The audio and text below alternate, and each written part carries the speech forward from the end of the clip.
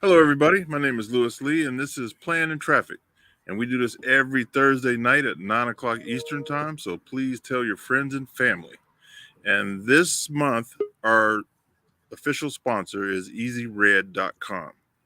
Go check them out. They make a lot of products that help you with your existing tools, help you organize, and they make wonderful products. So go check them out, EasyRed.com.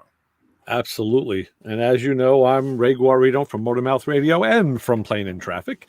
And we've also had Luke on the show and we love to promote guys who do something and girls who do things that are great for the car community and motorcycle community at large.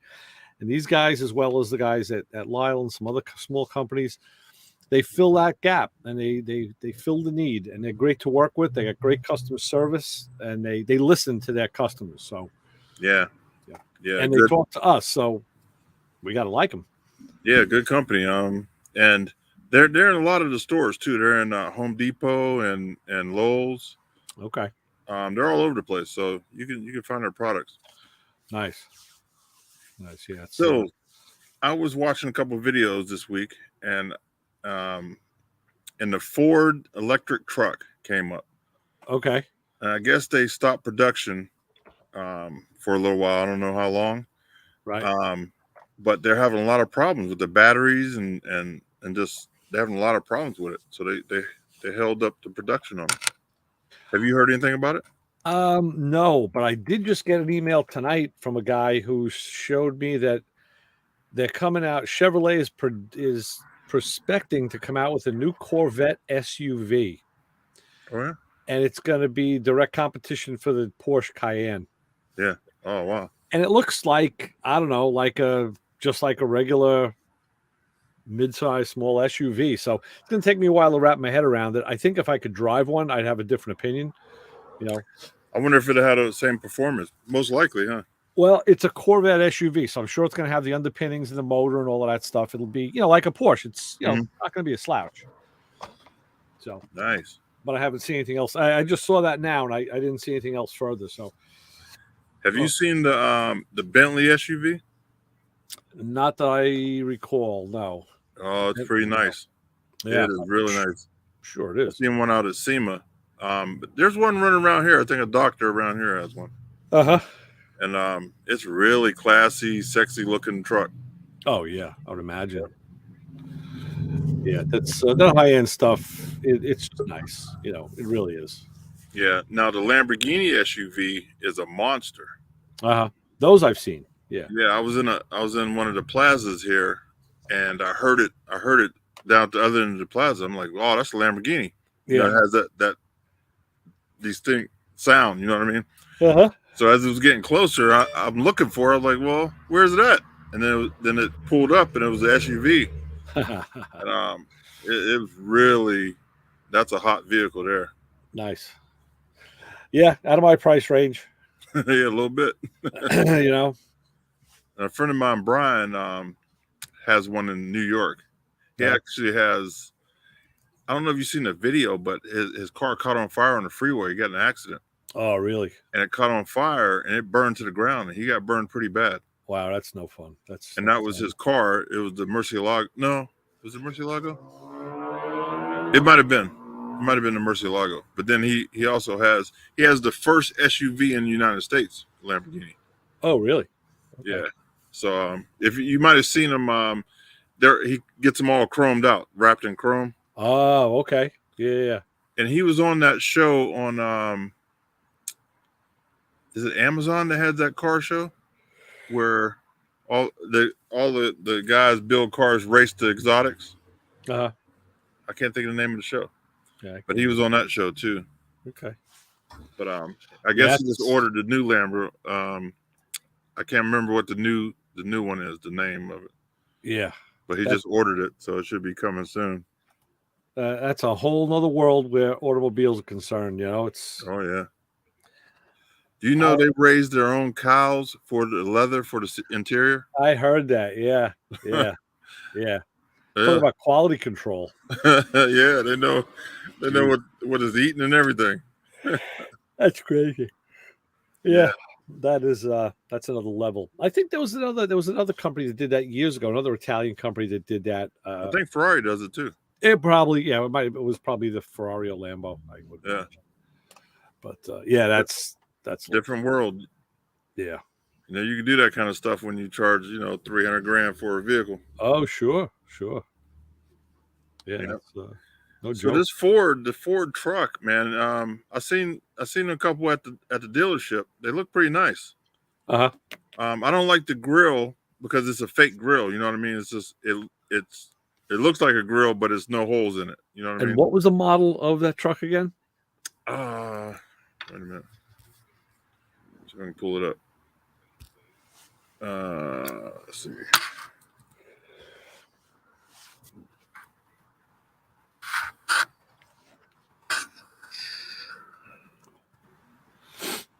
It is. You know, when you see it everywhere, then when you look for it, you can't find it. Yeah, it happens to me all the time.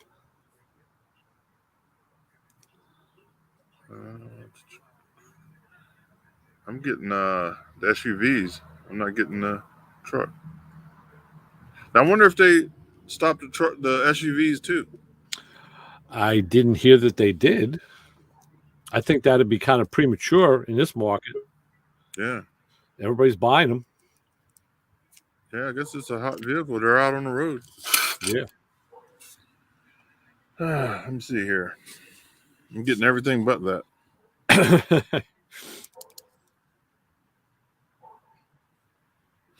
Oh, you know what? My thing changed this. Hold on.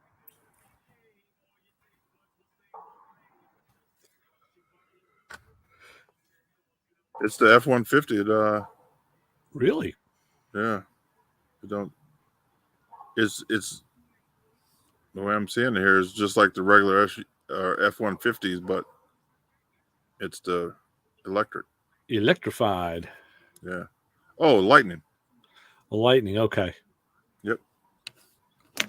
Yeah, it's a nice looking vehicle. It's just the grill. You know, I would leave the grill open like a regular grill. Yeah. And let the air maybe go to the brakes, or maybe cool batteries off or something. I say the same thing when I see the Tesla like on the road behind me. It looks like a science fiction vehicle. Yeah. It looks like something out of Woody Allen's Sleeper, like a big marshmallow. And I thought the same thing. They could have put a grill opening in and even made it fake, just look like a grill. Yep. But I guess they want it to look obviously not like a grill because they want to differentiate between themselves and us gas guzzlers. I think they should have called us. We would have told them. Yeah, well, that's it. They never consult us on that stuff. Yeah, right. Yeah, it's a nice looking truck. I guess you can plug it up to your house and power your house if it goes down. That's what they say, yeah. That's what they say. But I mean, at some point you have to recharge the truck. Yeah.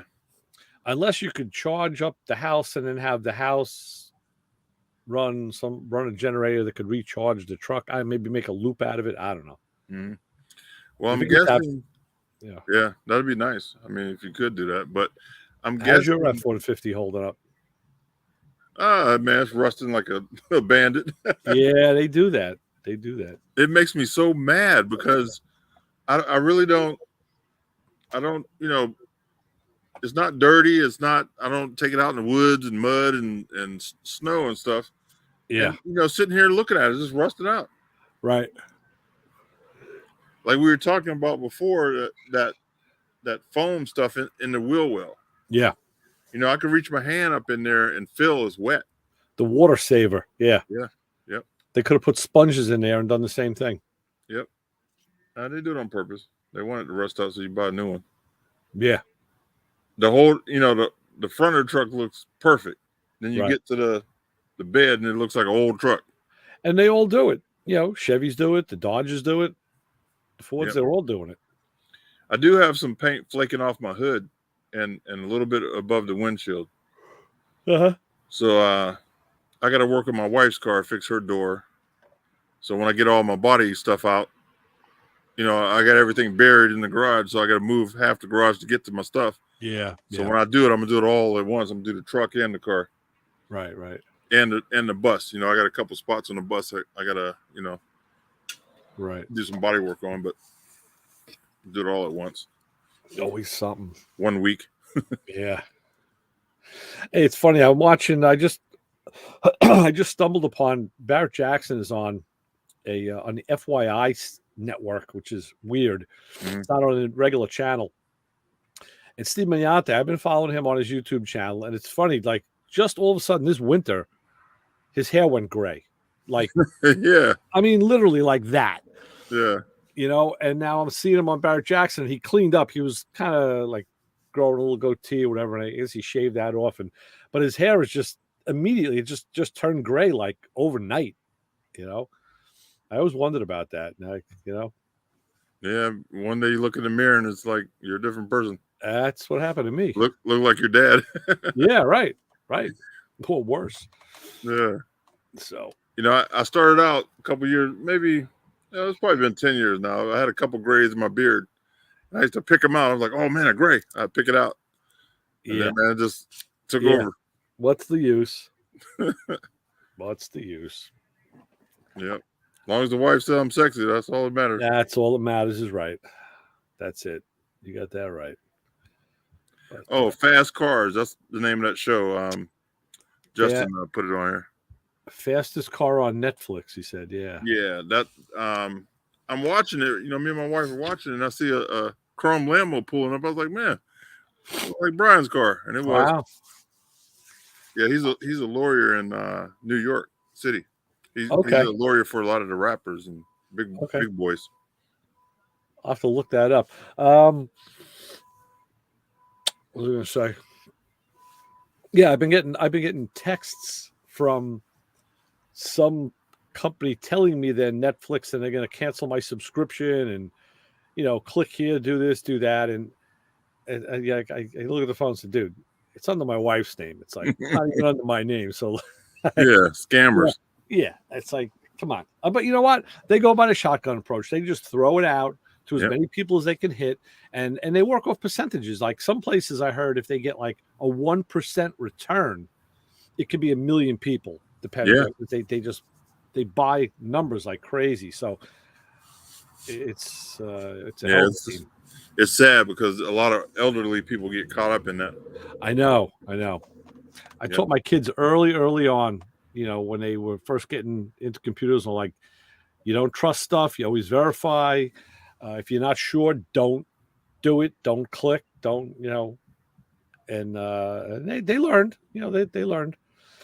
Yeah. So, crazy stuff. Crazy. Let's get Brian in. He's Where's Brian? Where's my macro man? Hey guys. There he is. What's shaking bacon? Brian. Man, week went by fast. Thursday hit quick. I know. Yep. I talked to my buddy at the Ford dealership, and they have a lot of problems. But, what kind of problems, Brian? Batteries. I mean, getting batteries constantly. There's software upgrade, management. Those damn one of the guys over there is just buried in those Mach-E's or what. Yeah. And it's a shame. It's a shame that they're pushing these cars out so strongly and they're not ready.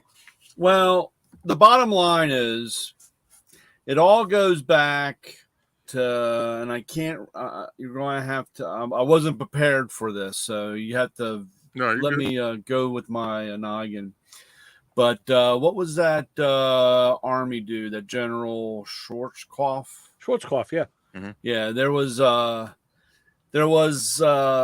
he was on an interview with, I don't know if it was like 2020 or something like that. And he had made one of the biggest changes in our Army, in our military system. And they were like, how can you done that? And he's like, dude, they kicked the can around for 5 years. Uh-huh. It would have been another 5 or 10 years. And, I made a decision and we acted and we did. Right. And he goes, the only thing I know is if we could see something going awry, you can start changing it. And I think that's kind of like, it's kind of like I laugh. Remember when I was in school, they talked about the metric system. Uh-huh. Yeah. And we had to learn the metric system and we had all this stuff. But you had, people were, the gas company was never going to change from gas to liters because it's the way their system is. Mm-hmm. Yep. And the government didn't push it. They just allowed it. So then we have this whole mix-up system of, well, is this a metric bolt or a standard bolt? Is this, this whole thing? And I think that they just said, we're going to make this decision and they're going to do it and we're going to grow to change. Of course, the problem is us growing to the change, we don't have the ability to. Yep. Especially since we don't make anything or we have to rely on so many other people. That's the key right there. The batteries, the cobalt that's in the batteries, the chips, everything. Yeah. And I mean, I can understand if we, and of course, I'm more, I start thinking and I try not to overanalyze or get sucked into it. But, we do this knee-jerk reaction, and there are people that will never change. And that's that's another whole problem. We've changed in Mako, we changed over a new computer system. We've changed over to a new pay system. We're getting ready to change over to a new credit card. And do you realize there are still people that will write a check and send it to Mako to make their tool payment? You know what I'm saying? And I'm like, why? But, and of course they're mad because Mako finally said, hey, look, we have this system to do it electronically. We've been doing it this way. And there's a handful that has to write a check and say, we're going to start charging you a process fee for the check. Mm-hmm. Yeah, a couple things. They put the liter thing on us back in the 70s. We had gas pumps that were pumping gas in liters. Mm-hmm. I remember it. It didn't last a long time, but it was long enough just to frustrate everybody. And you're right about the metric system. I was learning it in school too, and it was just it obviously never went anywhere. I mean, but it's ironic that we had a conversation one night and you were talking metric and I was talking American. Right. Well, then, like I said, I worked on cars. The cars I worked on everything was in metric. Right. And everything, and of course you can convert it and there's ways around. But again, that is funny, Ray, because I mean, that's like the dude that's building this building downtown with a retractable roof. It's a nightclub thing so that he can retract the roof. And it comes from Italy. And the guy sends them the specs in English and in standard, and they sent it back in metric and it doesn't fit. Right. And they're like, well, we don't use that, and this is what we use, and we don't use that, and this is what we. I know we talked about one of my favorite movies in Spinal Tap, where the band member wanted they were doing a recreation of Stonehenge on stage, and they were going to be the druids come out and run around, and the musician told his agent he drew it out on a piece of paper, and he wrote like 12 on it, and then and they said, okay, I'll get it, don't worry, I'll do it. So it's supposed to be 12 feet, and when it comes out and this thing lowers down, it was 12 inches. So, and they're looking at each other like, what the hell? And they're dancing around it, and even the druids was bigger than that. So they had this big argument at the end that he said, hey, what do you do? We can't have a freaking Stonehenge. He goes, listen, I built what you gave me. He goes, here it is. And he wrote on the paper 12, and he put an inch mark. The top place says, I don't know anything about that. I'm just a musician. You're supposed to know. And they had this argument. He said, listen, I built what you told me to.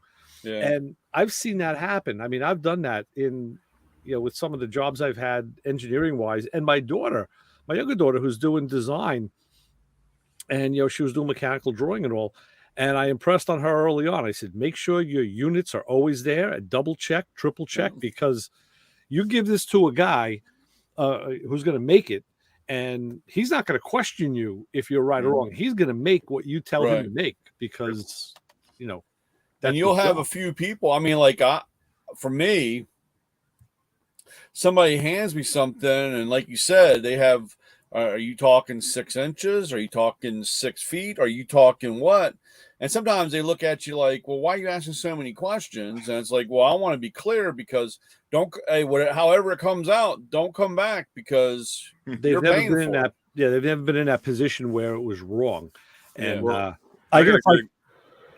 thing that happened was like my go-to is American. I grab a veneer caliper. I'm used to doing American measurement, and then if I have to convert it, I will. But at least I'm aware that something else exists. I had a good example on that. When I make a belt, like if I'm making a belt for somebody out of the state or something, I'll send them a little chart on showing them how to measure. Okay. Measure from the fold of your belt, like where the buckle is, fold to the third hole from the end. Okay. It never fails. People will give me a measurement of the whole belt. Right. Yeah. Right. Yeah. And I'll email them back. I'm like, hey, you got to look at this picture and measure it just like this. They're like, oh, well, I'm a 43 or no, listen, if you want your belt right, you have to measure what I'm telling you. Yeah. And it's unbelievable. People, they just don't click.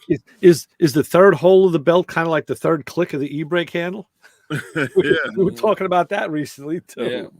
Yeah. Well, that's like our redback shoes, that are Australian. And again, this, it's so, because they have them on the box, they're one size off of the US. So, when a guy says I wear 8, I hand him the 7. He goes, no, I wear 8. And I said, no. See, in the small print, it says US 8, but it's one size. Right. And, again, you would think that they can at least get a general standard that this stuff is. I just like Lewis was talking about, I was talking to the uniformed guy. I think it was can't remember if it was Red Top or what's Cintas? Cintas. Oh no! I'm sorry. It was God. No, it was where are those? It'll come to me in a minute. But I was talking to him, and he's like, I tell him, why wear this? He goes, oh, you want to order that? I'm like, well, I don't wear it. Why? He goes, oh, well, it's the way they're cut. Yeah. And I'm like, dude, then why even have a size on there? I mean, I tell you, I just ordered a couple of T-shirts from a T-shirt place. They're kind of kitschy with cool sayings, and because they're made somewhere else, they're not cut like an American shirt. They're always tight in the armpits and all. Like they don't have our sizes down right. They really don't. You really got to watch when you order shirts from Japan or China. Their extra large is like a little kid shirt. I know.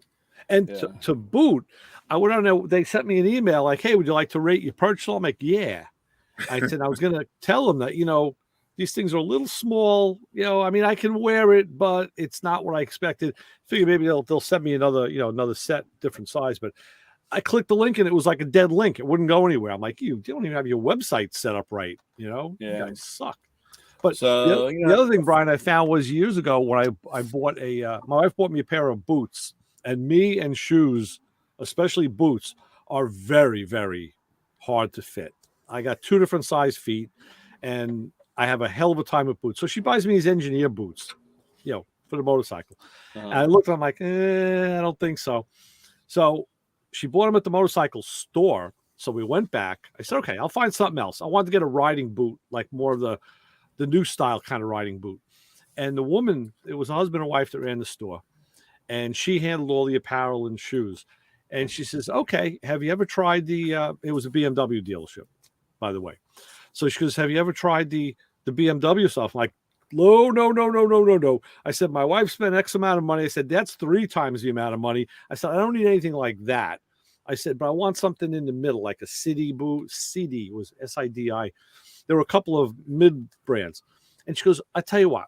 She goes, just do me a favor and placate me.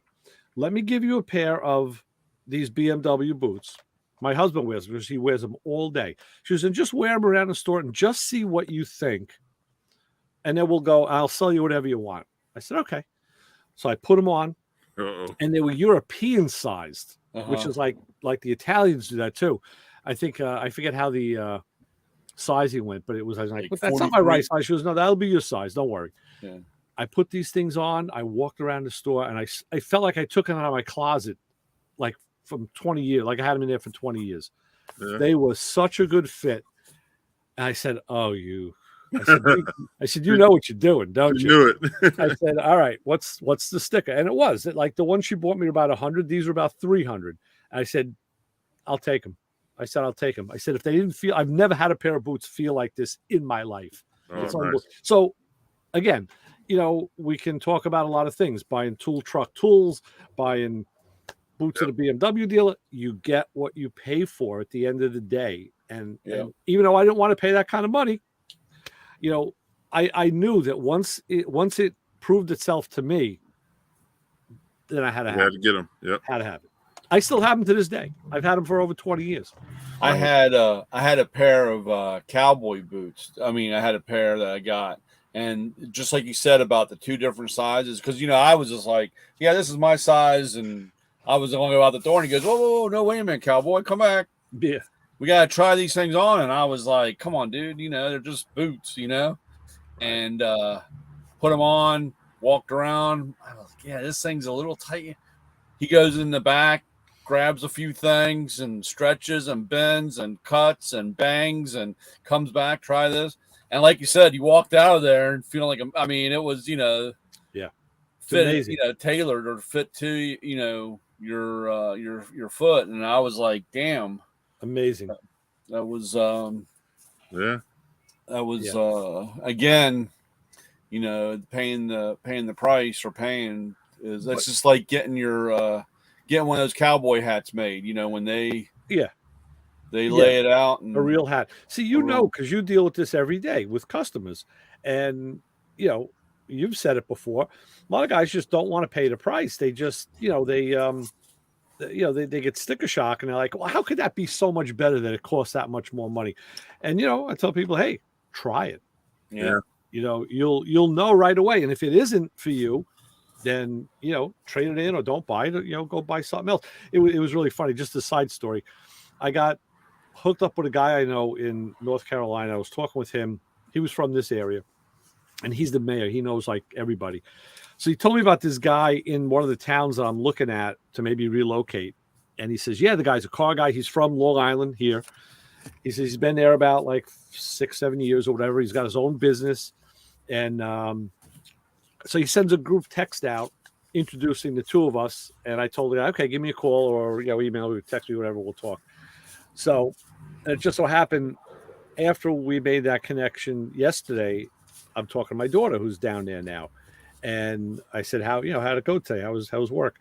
And she goes, yeah, it was pretty good. She's trying to find a toner cartridge for a copy machine. She couldn't find one. So I said, give me the stuff. I'll find it for you.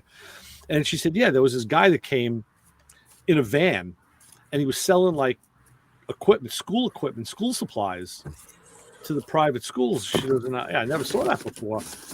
So I said, wait a minute. I was just told by my buddy that this guy that he was introducing me to has a business where he sells supplies at schools. I said, what was the guy's name? And she goes, oh, I don't know. I didn't really talk to him. I'm like, all right, I'll get to the bottom of this. So he calls me this morning, and we're talking. I said, hey, by the way, I said, you got a business, right? That you do? Yeah, I do. I saw my daughter's working in these, 2 towns at this. I told him the name of the school, and he's like, yeah. I said, she said she saw some guy in a van yesterday. He goes, yeah, that was me.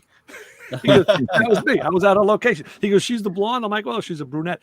I'm like, you can't make this stuff up. I mean, the circles just get smaller and smaller. Yeah. So he was telling me he bought a big house. He bought a 4,000 square foot house. Actually, he had it built down there. He went, he took his money from up here and he bought the mansion down there, which because it's way too big. It's always been too big for me, but I had to do it. So it was his idea to start this business. And he said, I was thinking about getting like an old Snap-on truck or a tool truck or something.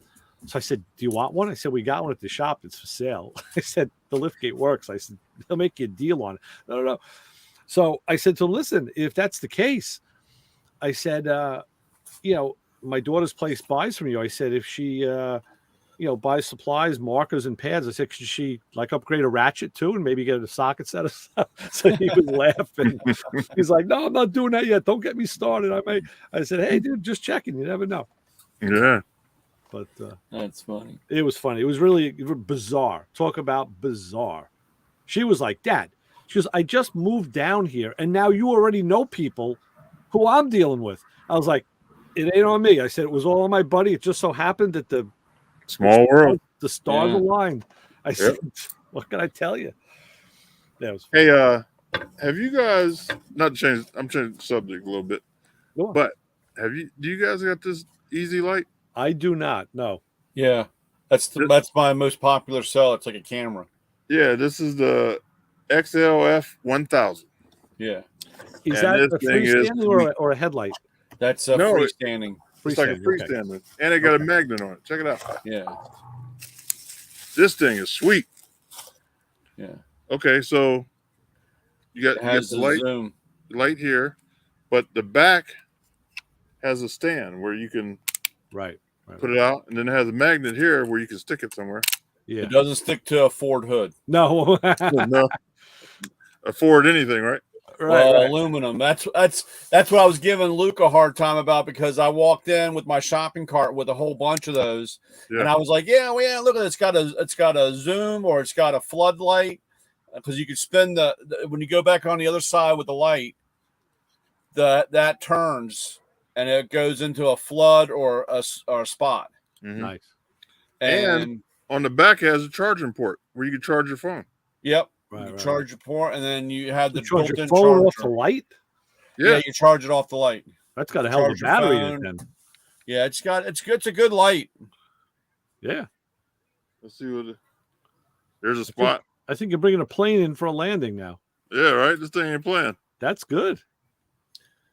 But I sell. That's like my number one light or number two. That's a really good light. Yeah. So people go check it out. It's the XLF 1000, and you can get it at Easy Red down at the bottom, easyred.com. Yeah, Luke called me today. Have you seen those lights? You screw them into a ceiling fixture. They show them like in garages. It's got like 4 pods that are adjustable, super bright. Well, I bought one last year, and we put it under the canopy on the deck. Everybody thought it was way too bright. They're probably right.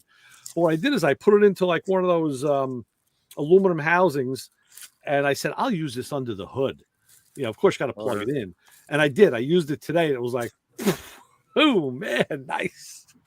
Those are nice, but they don't last long. I had them in my garage. Really? I got like 1 year out of them. That's it? Okay. Yeah, because they go out separate. Like one of the arms, Yeah. Got 3 arms on mine, and one went out, and then the next one went out. Right. Oh, wow. Okay. Well, I'm kind of upset about that. This one lasts. I don't know, but yeah. They are bright, though. Yeah. It's nice that you can aim them different places in the room. Yeah. Maybe I got the cheap one. Maybe I need to get a more expensive one. I don't know. I don't know. Yeah. I got one at Lowe's. I think it was like maybe $29, $39. And my daughter bought me one last year for Christmas. I think she got it online or something. That might have been like a $40 light. I don't know. But yeah, we'll see. Got to have light these days, man. Got to have light and magnification. Yep. Yeah. Nothing's getting done. Yeah, tell me about it. Down there staring at it like an idiot. Huh? Yep. So next week I'll bring out a different product from Easy Red. Nice. Yes. Very good. Yeah, Luke called me. He was on his way back from Stowe or from Matco. He was driving through Pennsylvania, and he called me up and goes, "Hey, I got to ask you some questions." I wish I'd known he was over here because he had to pass me to get home. Yeah, he was. It was kind of funny. So he had the magnetic. He was supposed to send me one or some pictures for the hyperstep drill bits. It's a magnetic holder with a drill bits and so forth. Nice. He said that he was like, I'm supposed to. He said I got to do some homework. They want me to put the sizes on the piece. Oh yeah. And he goes, "What do you think?" And I was like, he goes, "Isn't it the size on the drill bit?" And I said, "Yeah, well, half the time you can't read it. Yeah. I mean, they're so small or hard."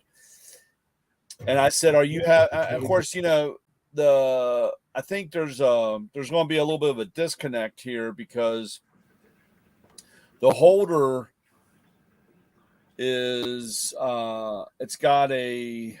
I haven't seen it really. I hope I'm explaining it correct, but it has like a rubber fingers in it that holds the drill bit, so it's not a whole cut. Exactly. 3/8 or 5/16 or whatever. The holes vary in size, but they have this rubber to hold the bit in it. To hold the bit in. Yeah, that'll work. I don't know. That's why I told him. I said I'd like to really see it, and so Yeah. because I said if you have the whole size, if you have the whole size there, and you know that a 5/16 goes in there, a 5/16 is in there. Yeah. The first thing I think of is the first time the drill chuck slips and you get that burr on the shank of the drill, it doesn't fit in the holder anymore, in the metal holder anymore. Right. And guys are too lazy to go hit it on a grinder and take that off. So yeah, they either put it in upside down or they lay it in the case. Put it upside down, exactly. And what happens to me is I'll drill something real heavy, like big steel, and it gets hot. So then I got my gloves on, so I take it out and I put it back in the holder, and it melts the holder. Oh, because it's the plastic holder. Yeah. Okay. Yeah. Well, mine are metal. Yeah. Right. Well, these are things that you got to think about because it's real world, real world application. Yep. So I'll be surprised. Look, hopefully he'll send me. I take a look at. He's really moving along on this storage or stock, storage stuff, and that has become very big. And I can't tell you, it's so funny because I can't tell you how many guys like me that, when the box got to the point and after buying a big box and you start filling that box up, then you're all of a sudden, now you're taking the cases and you take the stuff out of the case and you put it in the drawer to save space and room.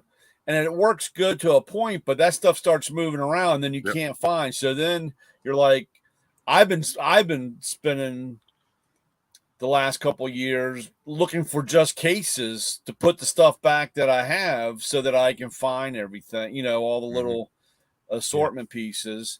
And then you get into the collection of, cardboard boxes. You got shapes of cardboard boxes to put your fittings or whatever in. And by the way, my new from the club, a Nova, a 66 Supernova. That's sweet. So, should I show you what I picked up yesterday? That just came in from the club. What was that? The Batmobile, the gold one, yeah. A gold Batmobile. I said, God, and my wife's like, what are you doing? I'm like, listen, I said, Brian and Isaac are buying 24 packs every week. I said, I'm taking a freaking Batmobile. It's gold, damn it. I said, leave me alone. I'm not buying cookies. I'm buying a freaking Batmobile. Yeah, you're not getting no shopping. We're in a supermarket. Every time I go, I'm looking. I'm like, I don't know what to buy. So buy what you like. I just was I said, a gold Batmobile with purple glass. Like, this is, I dig this, man. That's cool. I don't know if I have, there's a There's a new release. It'd be nice if they had like a series where there were others. Mm-hmm. Well, there is. Is there? Yeah. They've done. I don't know. Louis, you're getting the taste of the after 10 goings on here. Yeah. I'll go up here in a minute. I'll go upstairs because Brianna got me one. Actually, she goes. I was in the dollar store, and she goes. I walked by, and she goes, I've never seen you with this Batmobile, and it was the one from I guess Michael Keaton, the Batman Forever. Yeah. Yeah. So, and then she goes, do you have that Batmobile? And I said, no. And she goes, well, I got it for you. And I said, thank you, sweetheart. Nice, Brian. Now you got your kids enabling. I know. No. Well, nice. Actually, the funny part is I said, hey, did that dollar store have a lot of Hot Wheels? And she said, yeah. Where is that dollar store, by the way? I said, you know what? I said, next time you go, let me know. And she's like, why? I said, well, they have a mail-in, and they have a special car, a chase car. So you go in, you buy 20 cars, and you got to open them up and send in the receipt, and they give you the chase car or the specialty card. Oh, really? I said, the ones down here, get hit pretty hard. I said, next time you're there. So she called me and she goes, I'm in the dollar store. Do you want me to buy your cars for you? I said, yeah, just pick any 20. Nice. I said, just pick. I just need the backing and I need a separate receipt. So I got to go actually to this weekend. I need to get that all sent off because I think that ends on the 20th for the chase card. I'm going to try that. I'm going to go do that. Now, can it be any dollar store or? I think they're Dollar General. Okay. I think I'm gonna do that. It's Dollar General, yeah. Now the Dollar Tree has them too. Yeah, but there's a special car. It's actually a Porsche. That's the reason why I'm getting it. It's a special car for if you Google it, all you gotta do is Google the Dollar General Porsche, and it's a special car from the club, and it's now what club is that, Brian? Hot Wheels, Mattel. Okay. It's the red line. Yeah, that's the club that I got these from. These are that came today. Supposed to get another one. I don't know which one's coming tomorrow. Well, maybe it'll be the Mack truck. It'll be man income. So you'll lose out. Actually, it's funny. I guess we'll wait because there's a really I don't want to say cheap, but it's not Hot Wheels or Matchbox.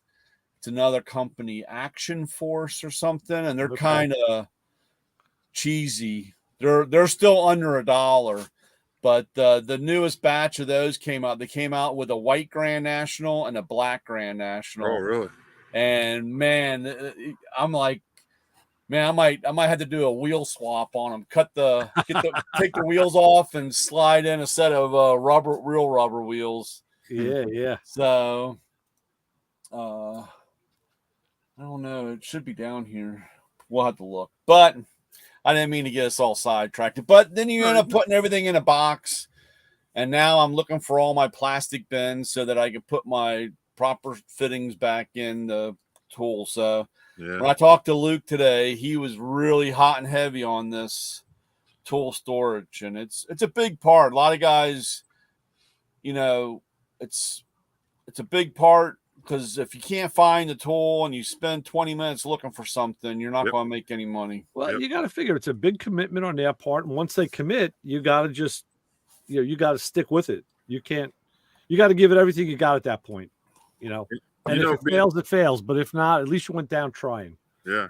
Being not a mechanic, just, doing stuff here at the house, you get so frustrated when you can't find something and you have it. Oh, man, there's times where I just went back in the house and didn't even fix what I was fixing because I got so frustrated because I know I have the tool and I can't find it. It's stuck somewhere or... It's not only tools. I was just telling my wife this. I said it's the universal constant of guys who work on stuff.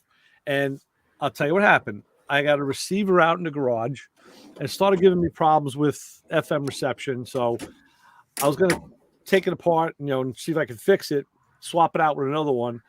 And then I started playing with the antenna and I got it to work better. So I said, okay, I'm going to leave it. But while I was going to swap it out, I had fixed another older receiver, but it only has one set of speaker outputs. And I have two. I have a set of speakers in my garage and a set on the deck that I switch so I could listen to them outside.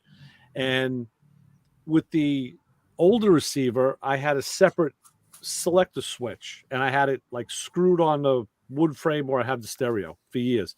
And I remember taking it off and putting it in a plastic bag and zipping it and putting it somewhere because now I didn't need it anymore because hang on. Ew, getting delivery. Thank you. This other receiver had, 2 channels. So I said, okay, I figured I was never going to have to go back. But now I'm standing in the garage. I need this switch box. I'm like, okay, where did I put it? So I'm looking around. Yeah, no, I can't find it. I don't see it. I said, I probably put it down the basement with that junk. So I come in the house and I'm rooting through it. And I stop upstairs. I told my wife, listen, I said, here we go. It's universal law. Because I took it out and put it somewhere. Now I can't find it. I said, it's just like as soon as you throw something out, you need it. So it ended up, I went back in the garage and I'm looking, I'm thinking, I know I put it somewhere. Where did I put it? And I thought, you know what? My side box, which just kind of houses a bunch of, it's just dead storage. And that's where it was. And I said, I felt so good because I found it. But I came in and I told her I was really pissed. She goes, but you just said you feel good. What do you mean you're pissed? I was like, that took 2 hours to do that. She goes, but you're retired. What do you care? You had nothing else to do. I'm like, that's not the point. So what really gets you is when you see something and then like a week later you need it. You're like, wait a minute, I've seen it. And you're like, my co-host Chris says this, and he's right. He said, if you're looking for something and you can't find it in the first 10 minutes, 15 minutes, stop looking for it. Look for something else because when you're looking for something else, you'll find, and that happens all the time. I'm looking for something else and I find something 3 projects ago. I'm like, oh shit, this is where I was looking for this. And I hate about it because just as I've been cleaning up, going through stuff, and it's like you need a cocking gun, can't find it. You have one, so you go and buy another one because it's a couple of bucks. You come back. You use it. You say, put it someplace where you know where you're going to put it. You put it, you don't, and then you need it again. You go buy it. So now I found like 5 of them. Yep. And I have to get ready the lawnmower, right? Even though I cut the grass last week, but I got to do the tune-up, change the oil, get everything going. I'm looking for my grease gun. And I said, oh, yeah, I am not buying another effing grease gun because I've got like 5 of them over the time. Yeah, you are. You're getting another one. Hey, don't start with me, Terry. You are. You're getting another one. Oh, you got to get you're getting another Milwaukee, the Milwaukee battery-powered one. Yeah, so I can shoot it over the fence. It's big. It's pretty big. I know. I think I'm going to get one of those for the bus. So when I'm out on the road and stuff, I'll have. Right. I think I'm going to get one. Yeah. Does DeWalt make them? Oh, I don't know. They all Milwaukee does. I would imagine that if one makes them, they all make them. Yeah, a lot of DeWalt and Craftsman stuff. So I'll get one of those. What's up, gentlemen? I miss you guys. Yeah, man. Yeah, man. You all bougie over there. I've been doing a lot of work, man. Yeah, you have.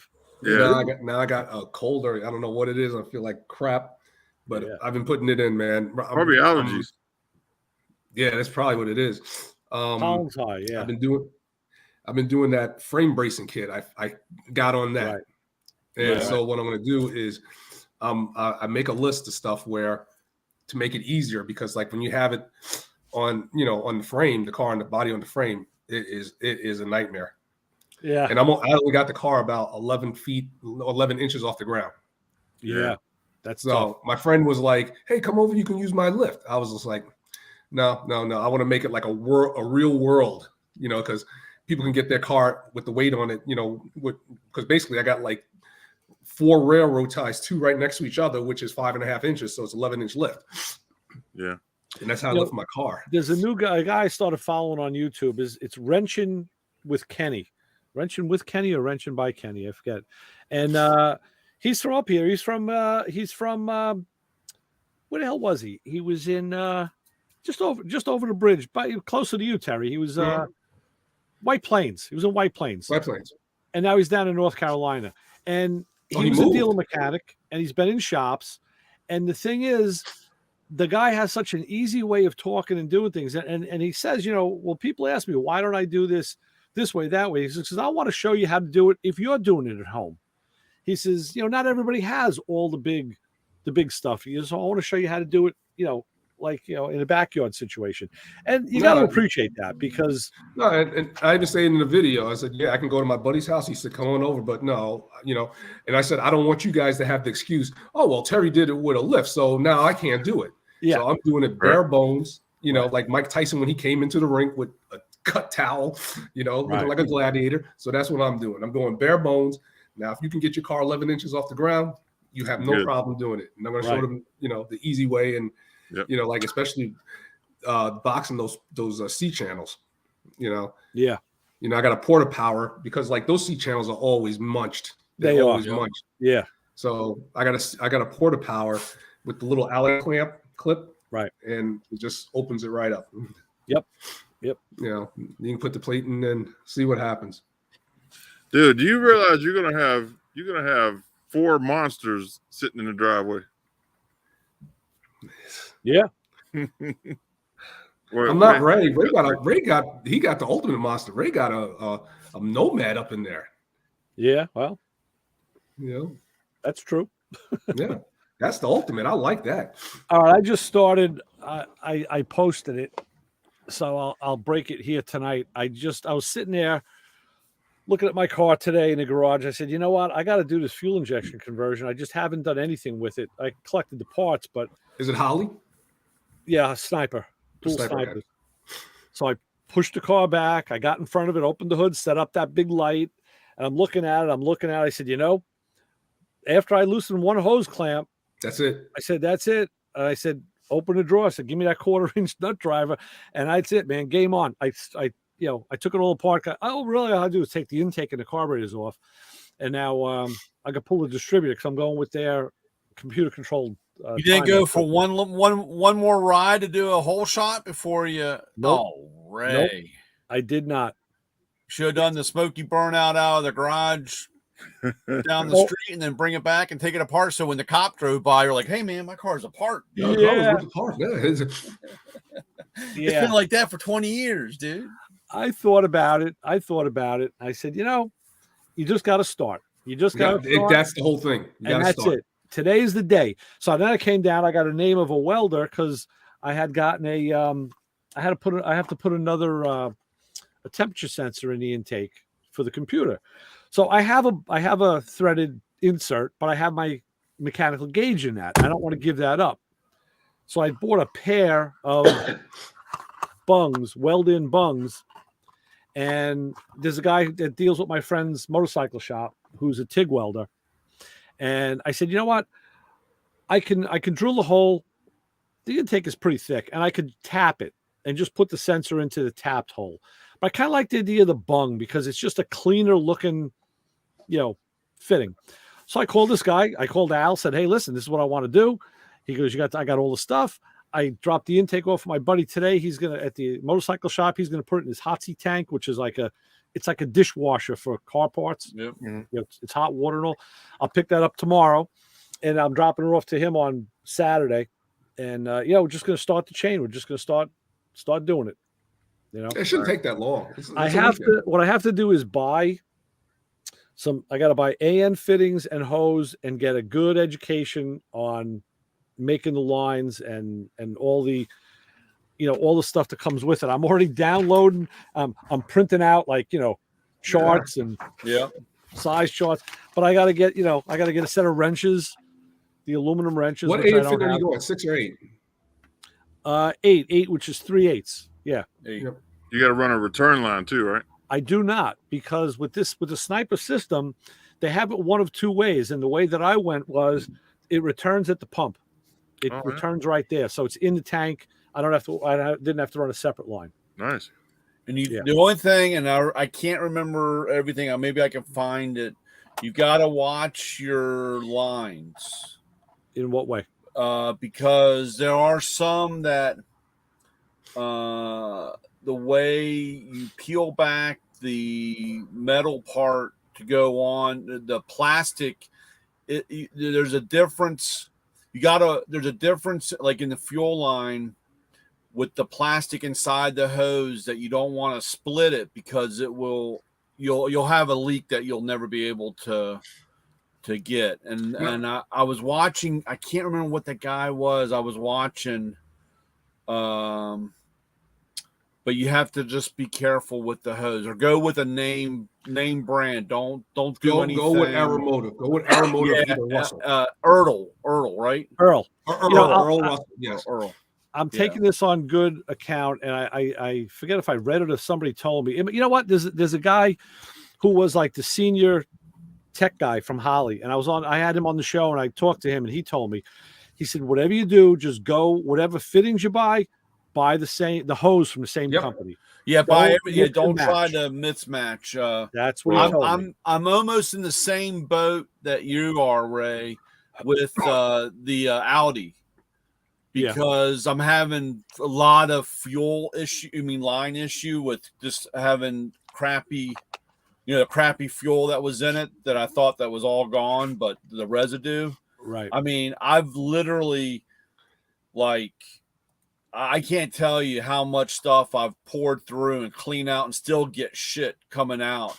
And I'm actually at the point where I'm like, dude, I'm just want to get some A&N fittings. I have wrenches and the crimper thing. Right. See, the first thing I got to find out is I have a 3/8 line, aluminum line coming up that I ran new, and I'm thinking I want a fitting on that, and I'll run a hose. I'm trying to figure out how to run the line, so I got to find out. Okay, how do I adapt? How do I make an adapter for that? That you could go into a metal line into your A&N fittings. Right. There you go, Ray. What do you mean? I just sent you something in the. Oh, hold on. That's a comment. Hold on. I put it in the private chat, but. Okay. Oh, there we go. Yeah. Bloop. Well, I've learned a lot about that mess because Consuela, the caddy, I had all kind of problems with the hoses. Really? Yeah, I put the whole new fuel system from the front to the back, new tank, everything. And it sat for a while, so I was going to move it one day. I started it, and I had a leak from the carburetor to the regulator. The hose, like in the middle of the hose. And it's the braided hose. I'm like, oh, what's going on here? So I changed that one. Started up. It's running a few minutes. The next hose springs the leak in the middle of the hose. Right. Yeah. So I changed that one. So now I got a leak from the pump to the fuel tank. Okay. So now I got to drop the tank to get that one out. So I just haven't done it yet. But I guess I bought a bad batch of hose, or I don't know what the problem was. Well, I know that they had. I watched a couple different guys, and they were talking about especially like when you're cutting it, you got to watch when you cut because the plastic inside, you can pinch it. And it won't fit on when you're putting it all together on the fitting. It gets very it's just a pain in the ass. You have to really watch. Now my hose don't have plastic inside. It's just rubber hose in the braided line. It's that PPTFE. Right. I guess. So what you want to do, Ray, is you want to get, if I was you, I'd get some Russell or either Automotive, because what they do is they have you can get two types. You can get the one with a little ferrule in the middle and it'll lock. You got to put that ferrule, you got to pull the metal sheet away, put the ferrule over the rubber or whatever, the PTFE, and then you can close it down like that. That's too much. Or you can get the one where it has like a female screw in. So basically at the end of the hose, you put it right over right over. Yeah, there's a barbed end that fits in the hose, and then the screw. And you screw it down. Yeah, I've and, seen that. And my little trick is what I did. I sent you that video. What I did was see that I put a piece of tape around the collar of the piece that went onto the hose. So as you're turning it, you'll see if it's backing off. Right. You know. Right. So what I'd like to do is I like to put that piece in the vise and push while I'm turning it. And I saw they make special vice jaws to hold the AN fittings in. So that, I mean, there's a tool for everything. What I got to do is I got to find a place that's going to give me a deal. Because, like, you know, those fittings are like $6, $8, $10 a piece, and the hose is God knows how much a foot, and then the tool, the jaws. And you let me know. I have a whole bunch of Automotive fittings. Let me know. Yeah. Well, let me know what you need. You need a 90. You need and they're AN8s. I'm gonna need this. You know, you need assortment because you never know exactly what you're gonna do. You know, then that's where the creative part comes in, I guess. Yep. Matter of fact, I sent Arco one. He needed one for his truck. So I was like, yeah, grab it. Go ahead, take it. Yeah.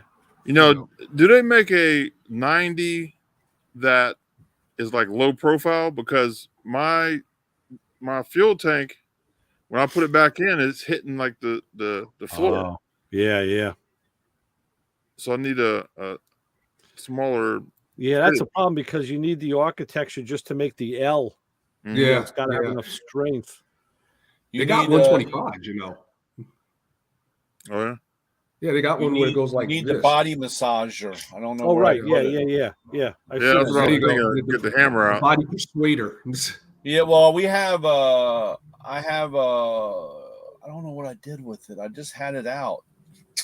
Hammer and 2x4. Well, it goes onto your air hammer, and it's a rubber, different size tips, and you can massage the firewall or whatever you need, the floor, so that it doesn't look barbaric. Oh, I never thought about beating it with a hammer. Yeah, beat it with a hammer. Just a couple of big whacks with like a 15-pound. That's it. Right. Relax, Terry. Terry, you don't. I know you're trying to make things like the real world, but even the real world guys take a little bit of doing it. Some of them. Okay, I'm sorry. A 10-pound hammer. How's that? Some of them sometimes, but not certainly not all of them all the times. Not the ones I know. Usually, I mean, I will hang up a project because of aesthetics. If I can't make it look the way I want, I will put it on hold. It'll wait until I can figure it out. Yeah, but that's just me. No, that's or wait for the right part or the right tool. That's what I mean. Yeah, either figure out or wait for a part or whatever. Yeah, definitely. It's like this guy, the weld system. He goes, I don't know how soon you need this, but you know, I do this. He has a day job. And he goes, I do this at home, and I do my TIG welding like one day a week, so it may be a couple days. I was like, dude. I said, don't worry about it. I said, a couple days? I said, no worries. That's fine. You know, not a problem. Yeah. Yeah, my manifold's off to the welder. My buddy's doing it. So I'm waiting to get it back from him so I can get it on the bike. Yeah.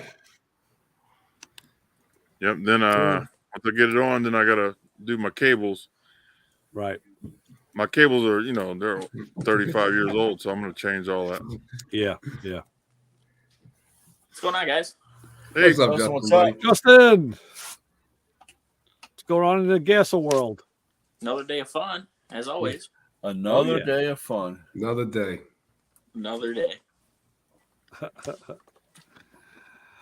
Enjoying the springtime weather. We got you see that? Yeah. cars leaving the shop.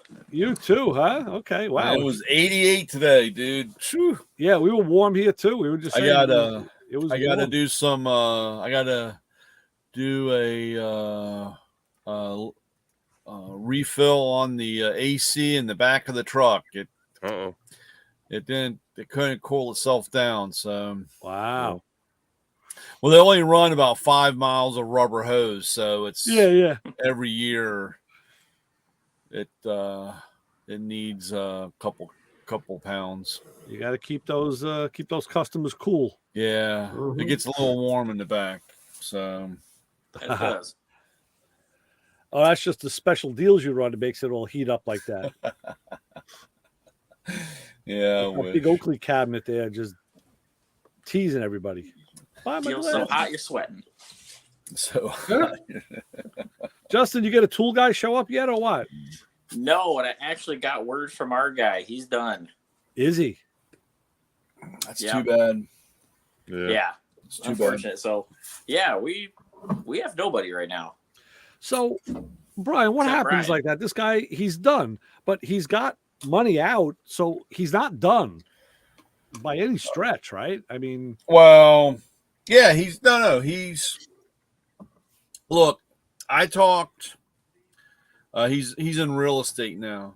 He used to be a distributor. He was a distributor for a long time. And he had left. He's been gone 10 years from 10 years from being a distributor. And it was funny. I talked to him the other day, and he finally got his last payment from a guy that owed him money. Wow. It's taken him 10 years to get all his money. And I'll give him a lot of credit because most guys don't do. I would venture to say he lost money if he waited 10 years. Well, it depends on how you look at it. Yeah, You know? yeah. But I was like, Steve, are you serious? And he said, dude, I finally got my last payment and my last money off the street. Wow. Now, technically, when, let's say I'm getting out, let's say I was getting out, they usually give you 6 months to clean up your mess, collect your stuff, if they have somebody else coming in, because they don't want to have two people running in and out and so forth. Or if somebody comes in, if they find somebody, sometimes they offer, like, you can buy his accounts. You pay him, and then you start collecting the money.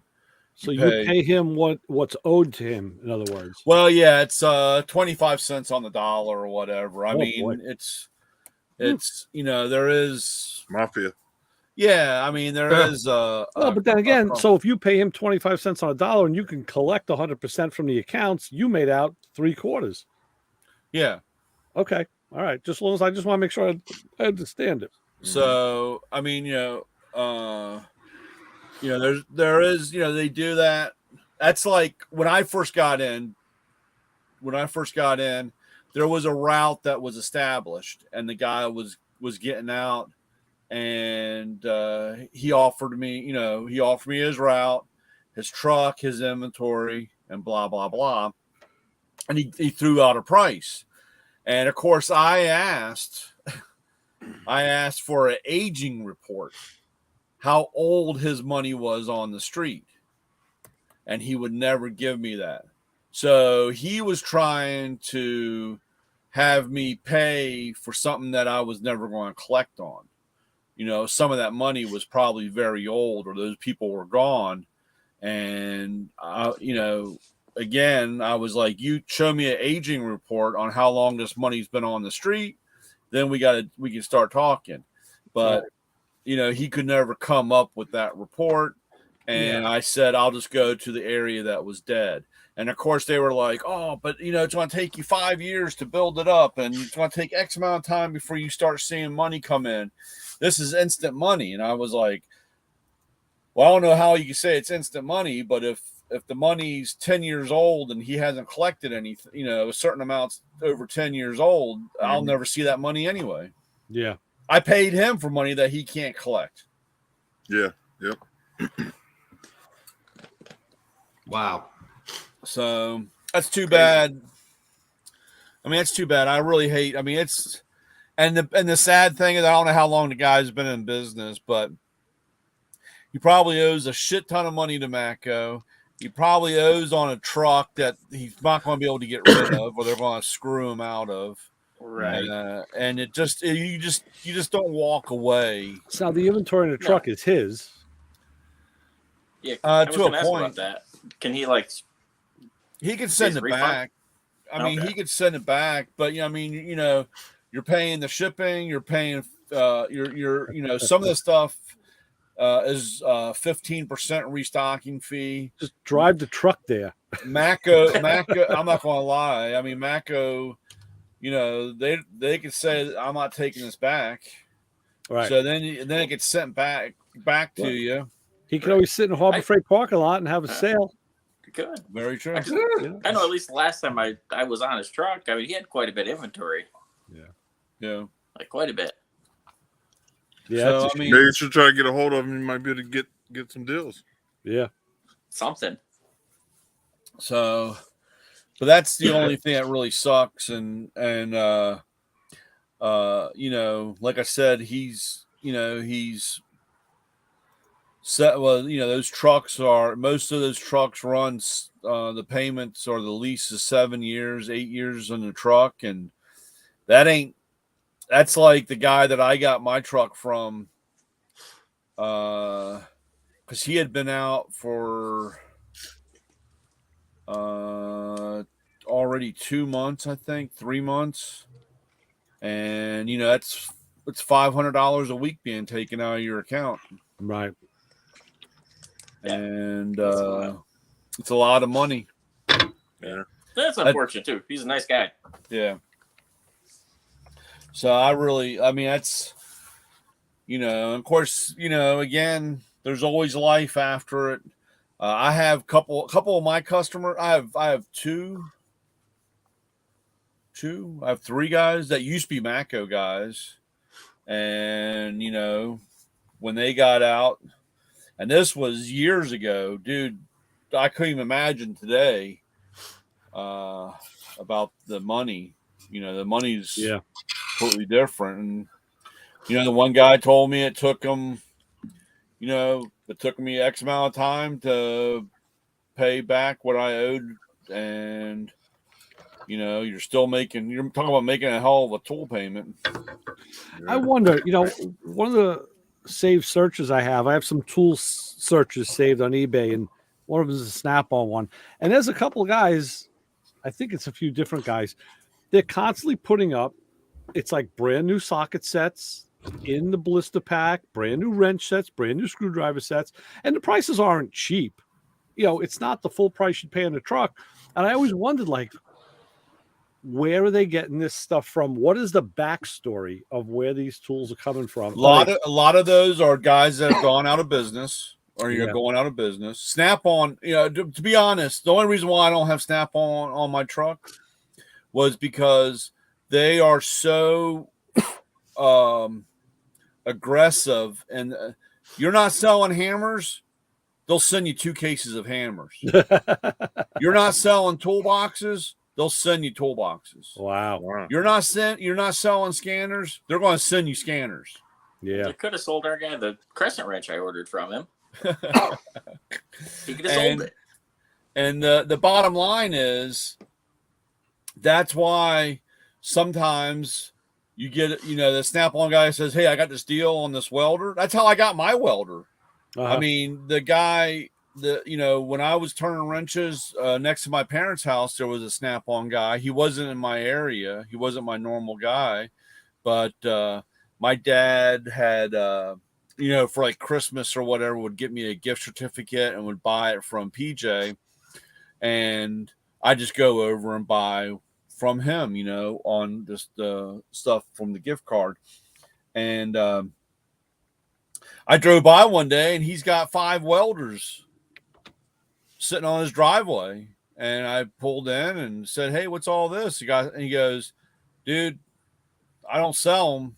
They sent them to me. So wow, I got to push these things." And I said, "Oh, okay." And then like a couple days later, I said, "Well, I'm interested in one if you are." And he goes, "I'll give you a hell of a deal." And I got a hell of a deal because they're not going to take them back, and you got to move them, and they're sitting on your tool bill. So, Lewis, we still need a deal on those yes welders.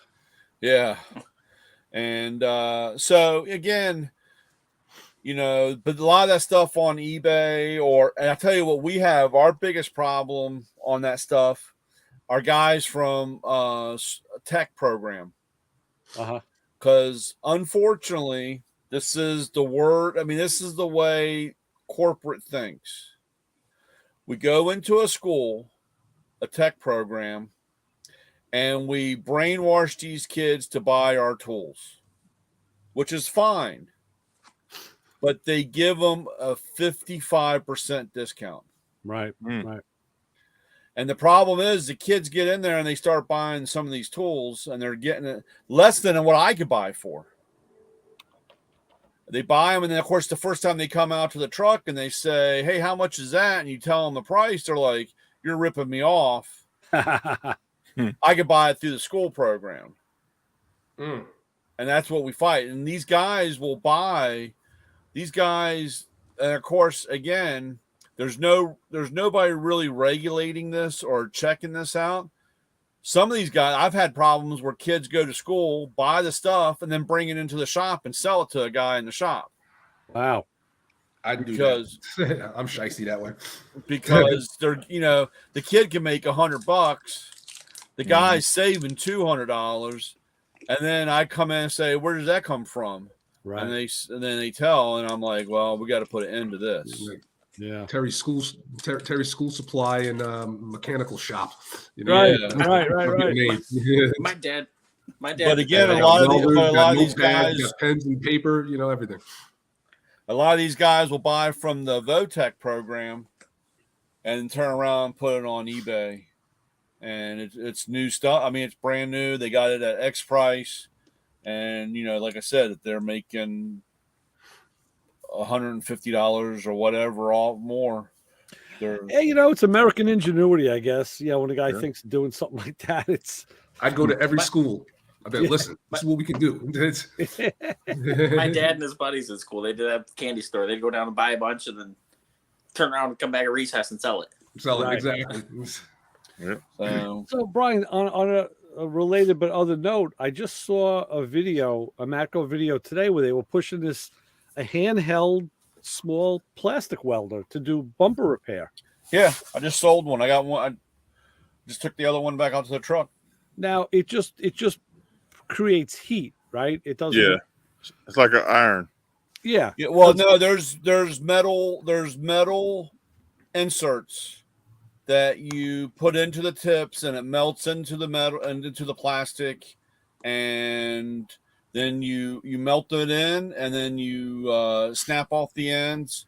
You sand it down, and you can, if you're really good, very little body work is done.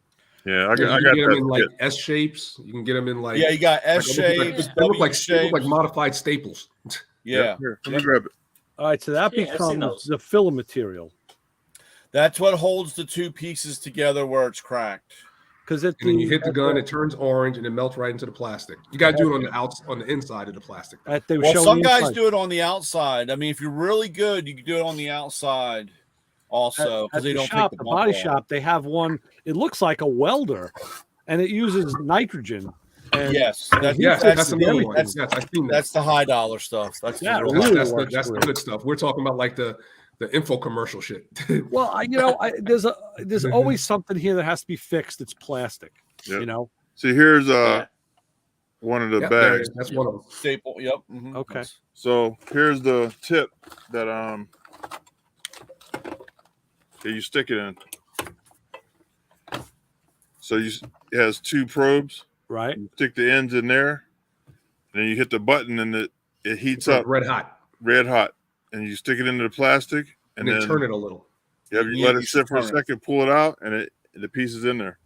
Now, where did you get that one, Louis? This one's from Amazon. Okay. I had one and it broke. I mean, it literally. I mean, I may have used it once. Here's the. I did a video. I was like, "This sucks." Here's the unit. Yeah, it worked pretty good. When I was doing the Hummer interior, his door panels were cracked up. So I redid his door panels. It's good stuff. Yeah, it worked pretty good. I always have stuff I need to fix, but I have a rechargeable one. It's like in a pencil form, rechargeable. That one's really nice. Some guys like the plug-in. It's a little higher amperage or wattage wise. And then I do have, and I don't know, there is another one that is actually a plastic welder, and it's like a soldering iron, and it has flat different types of tips, and you have a plastic rod that you push down through the center of it. Yeah, I got that one too. Glue. Yeah, that one's old school. That one's sometimes I use both. A lot of times what I'll do is I'll use the staple to hold it together, and then I go over it with the plastic gun. I mean the rod to melt in or fill in. And that one's equivalent to like using lead in your muscle car. You know, like how they used to have lead. Yeah. Equivalent to like using lead. Yeah, Troy What used are the that price one. points of those tools? All right, here you go. Look like a spoon. Yeah, that's another one with a spoon that you lay down. Yeah, Well, so you feed plastic into that, right? Yeah, right. into this, and then it comes out the bottom, heated up. The only problem with that one there, is if you really have a that's why I use the other staples first to hold the crack together. Yes. And then I go over and melt the plastic on top to fill in that way, because you really gotta, the other one you really got to they have different plastics for different plastic rods for different plastic. That's the thing. That was the point I want to make. I think the most important thing is you need to have the rod that matches the material. Right, because it won't stick right, or it won't bond. So my buddy picked up a fan shroud from one of the guys at DUD for a 70 Chevelle. It was cracked on the top. So he goes, I'll give it to my guy and I'll have him fix it. So Steve, the first thing he says was, okay, what kind of plastic is this? It's like, well, who knows? It's not marked. It's not labeled. It's like, unless you're the plastic guru, you know. A lot of the new stuff is labeled, but the old stuff is hard to find out. Right. So there's in the instructions that we never read, they talk about how to determine what plastic is what plastic that you have and what I'd like to see that. We had a lot of that. We had a lot of that with that PT Cruiser, the body kit on that. It was all just off-brand, the only stuff you can get for a PT Cruiser. And there was a few times where he'd actually cut sections of it off that we sectioned a piece, and he'd use that as his filler. That's the best way to do it, because you're using the virgin material, plastic. right? That's what I did on the motorcycle. Yeah. I had I can't remember. That was the first time on my tool truck when that lady backed in and broke the step. The step getting into the truck is a plastic fiber type of residue type stuff, and it cracked it. And I tried to do it took me a while to figure out which plastic I had, because it looked like it would all there and last about 3 days of use, and it would re-crack. And then finally I took my staple gun, a staple heat, went in there and just stapled it all back together, kind of like Frankenstein there. But I got it all back, and then it held. But then I found something that I could cover over top and smooth it out. But it took a while for me to figure out the plastic. You know what I found works really good on a lot of stuff is zip ties. Yeah. Okay. Yep. Well, gentlemen, I'm going to head on off. I'm going to take this NyQuil and pass out. Yeah, I'm going to get off too, man, because it's getting cold out here. Temperature dropped on me. Turn on those turn on those plastic tools, heat you up a little bit. Heat you up a little. Yeah. Yeah, temperature dropped on me. All right. Hey, I think Carl Anthony's going to pop in next week, I think. Oh, very good. Nice. Cool. Excellent. Yep. All right, Terry. Be cool. Terry. Hit me up. Take care, my brothers. All right, man. All right, guys. I'll see you next week. Appreciate you. Lewis. All right, Lewis. Take care. Be safe. Okay. So, but the plastic stuff is very interesting. I've gotten it's gotten quite creative. I actually have a machine here. I should unearth it. It's in like a toolbox. Yeah. And I know you got to use air pressure and I guess there's heat, and I have different rods. They're like freaking 6 feet long. There's some dark gray ones and some white ones, but Yeah. I just wonder if it'd be easier to just buy something new and start from scratch. Because I always got to repair plastic stuff. Yeah. It's been I mean, like I said, I kind of like the rechargeable one. Some guys don't like it because,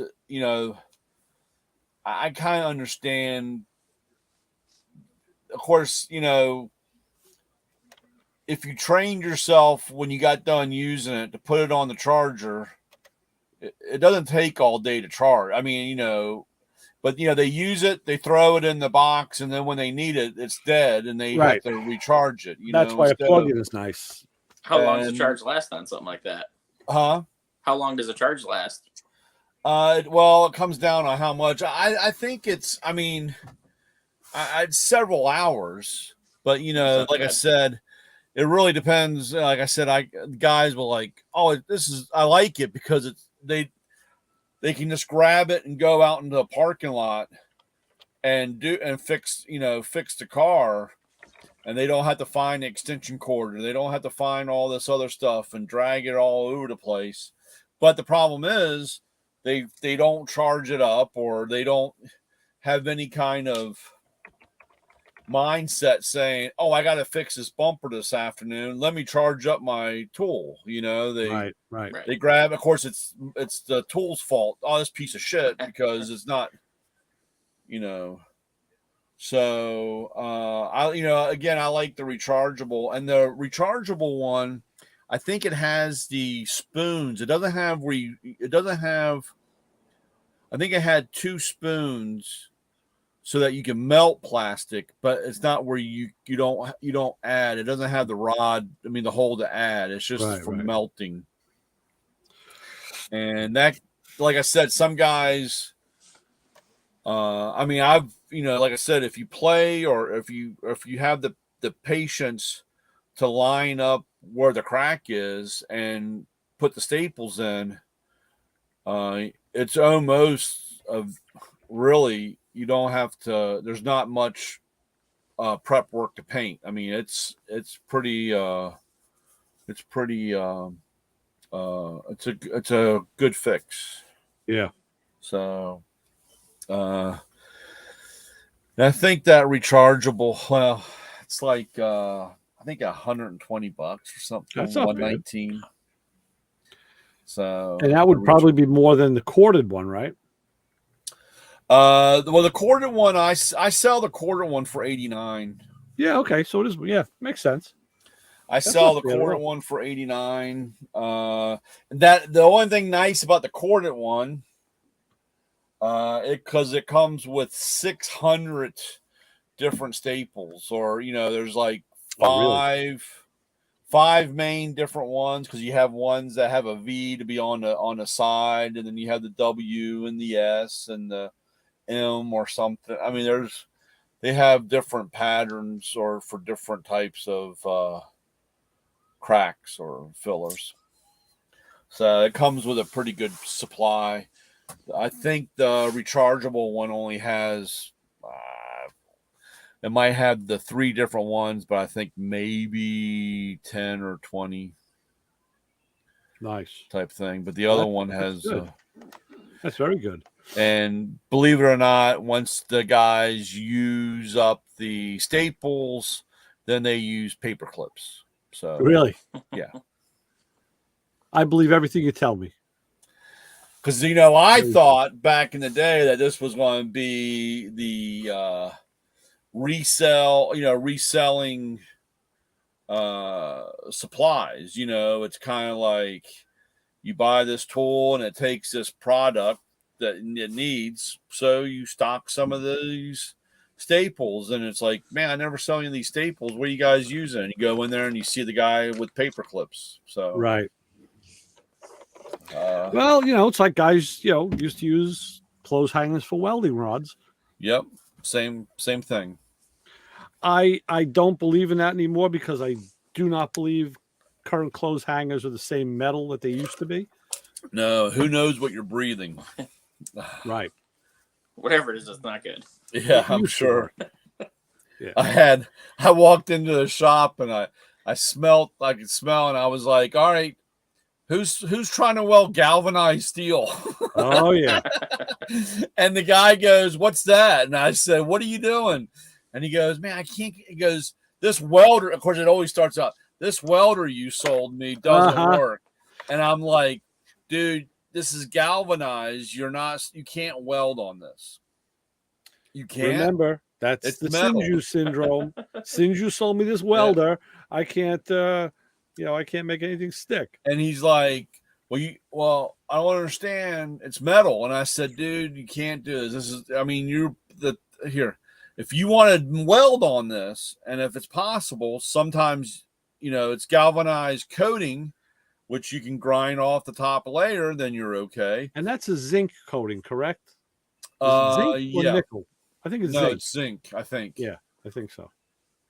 And I said, you can grind this, but if it's full galvanized, you can't weld this. Right. Dude. I said, what are you trying to do? Because, I was trying to practice. And I said, okay, you want to practice? This is what you want to practice on. And I, found this other plate. And, and I said, this is what you want to practice on. Galvanized, see the pattern, see this little speck, this is galvanized. If it looks like grain structure, it's galvanized. Yeah. So,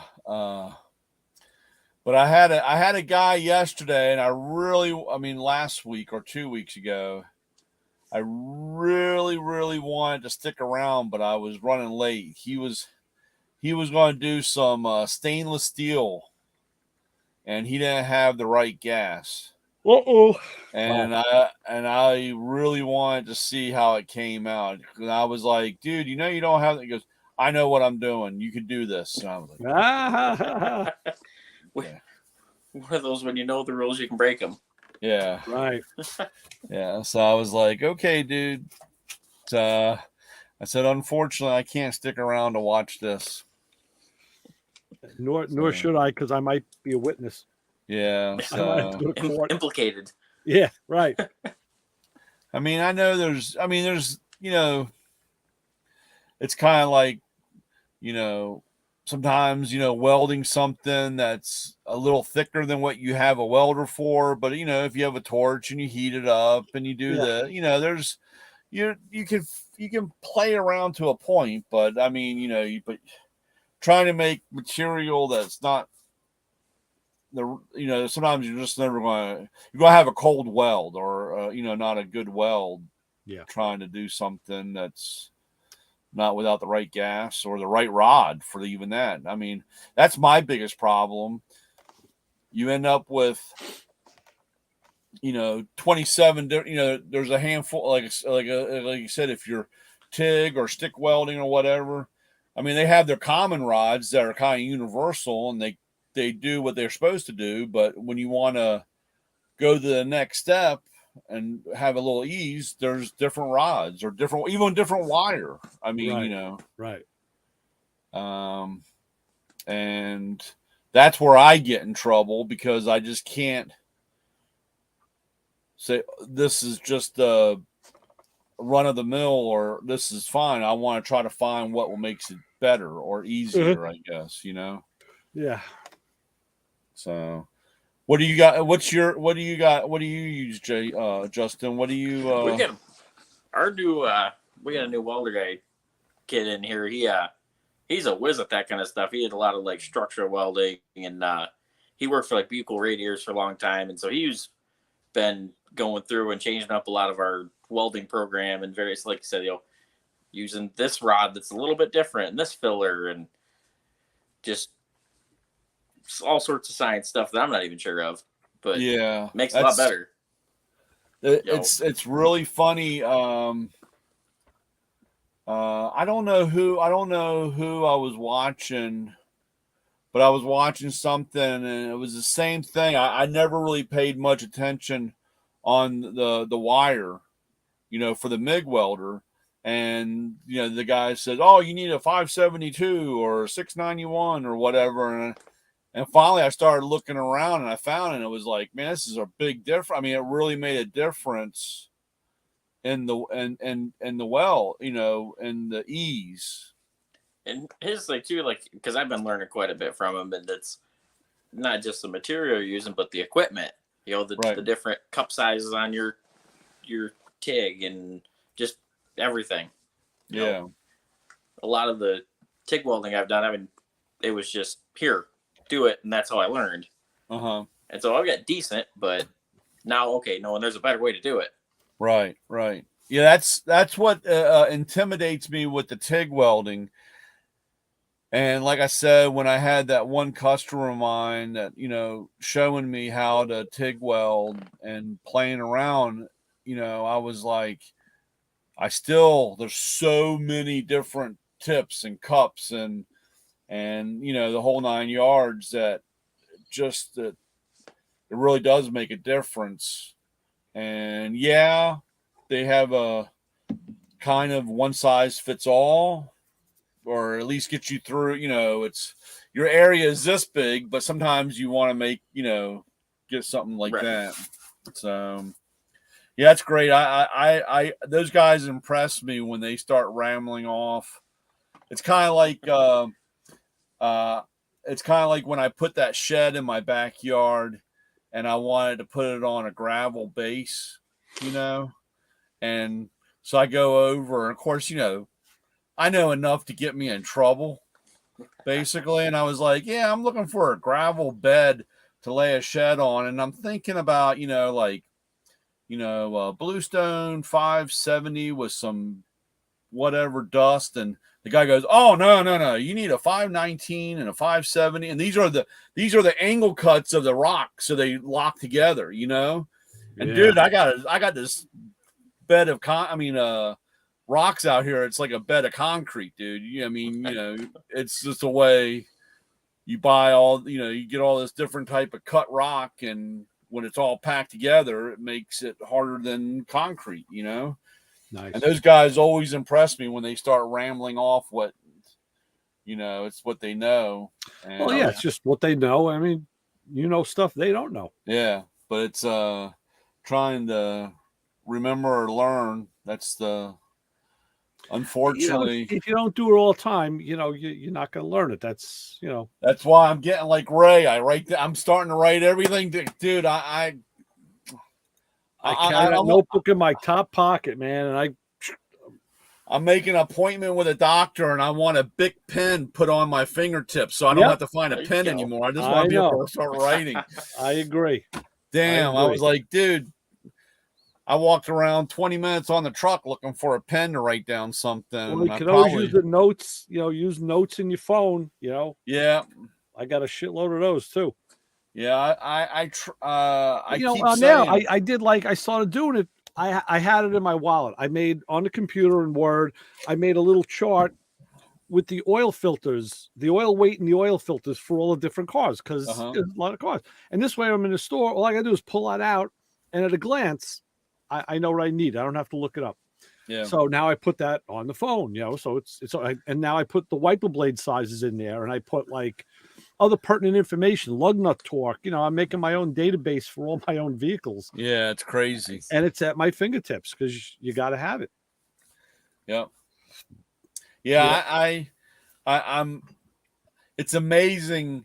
I'm starting to use this phone what you should really use it for, other than looking at boobs and redheads. There you go. You know, I got to tell you something. I used that line on somebody a while ago, and they were like, what? I'm like, look, I didn't invent it. I can't take credit for it. It's Macho Man Brian's line. I said, but it really pertains. And they're like, that's great.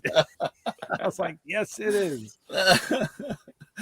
Oh, it's terrible. So I don't know, man. And I think it was what you said, Ray, when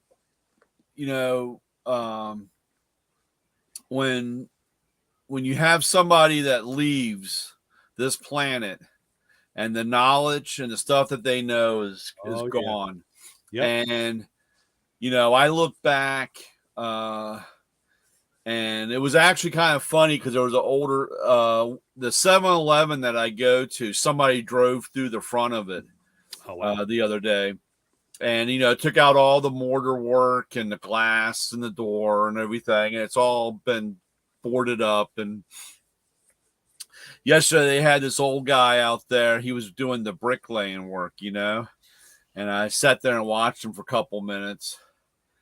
And, watching and reminded, I used to work for this guy when I was friends with his son. We hung out together, but he was a plaster guy. And I worked for him for one summer, doing odds and ends and, like I said, plaster. And that's something that you don't see today.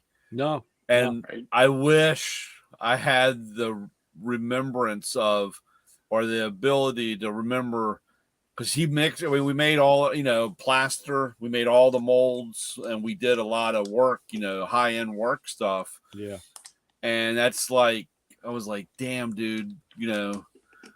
That guy's gone, and that all that knowledge and all that ability is, I was gone. just sitting there looking through a catalog yesterday with this AN stuff, and I'm saying, damn it, John. I said, I know at a phone call, I could get the lesson that I need and everything I need. And damn it, why I can't do that. And it pisses me off. Yeah. It's because it's gone. Yep. And, like I said, it's kind of like doing brake lines. Yeah. And I can't tell you how many times I've walked in and somebody's messing around and they're doing a stainless steel brake line kit. And they're having problems. And I say, dude, you need to heat up the end.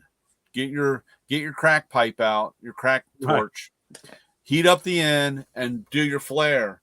And that way, because you got to soften, the metal's too hard. You got to soften it up a little bit. Yeah. And then, of course, I go back next week and they said, man, how did you know that? And I said, dude, it's just learning and having people that And these are things that, again, these are the little things that don't get passed on.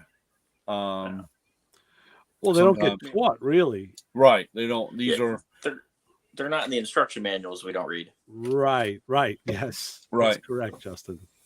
And, well, that's why, I took it upon myself years ago, and I was just talking to a couple of guys in the last few days that guy Renshaw with Kenny is one of them, about paying it forward, and I found it some of my friends, their kids, and even the guy I worked with at the shop who was younger, he said to me, how do you know this? How do you know that? I'm like, well, because I just did it. And then I just took the time to show him stuff. I said, you know what? Just take a minute. Let me show you, and he wanted to learn. So he did. He's like, this is great. I said, yeah, now you got to learn it and you got to pass it on. Well, sometimes, there'd be a whole lesson or whatever. You're like, oh, dude, I got to do something for you in return. I was like, yeah, what you can do for me in return is remember it and use it, but then teach it to somebody else. Right. That's it. That's the way of the world. That's how it's got to work, because otherwise, we're doomed. Yeah.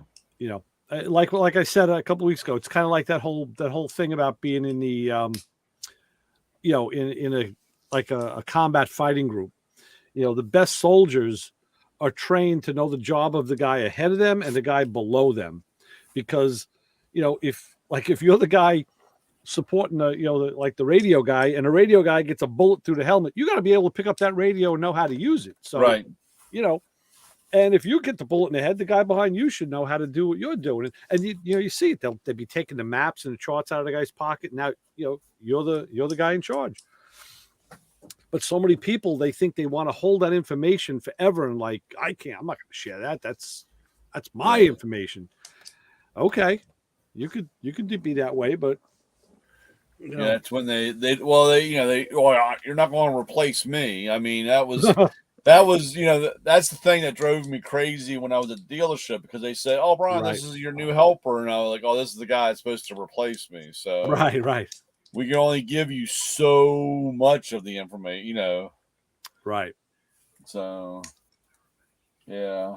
But then, we've all seen them, the older guys who don't want to give it up. And, I tell him, like, listen, dude, the reality is you could turn around tomorrow, have a heart attack or a stroke, and now you ain't doing shit, and you still didn't share anything, and now your life is a waste because you didn't help anybody else. And I had one customer. He's like I said, a very good technician. Very, very.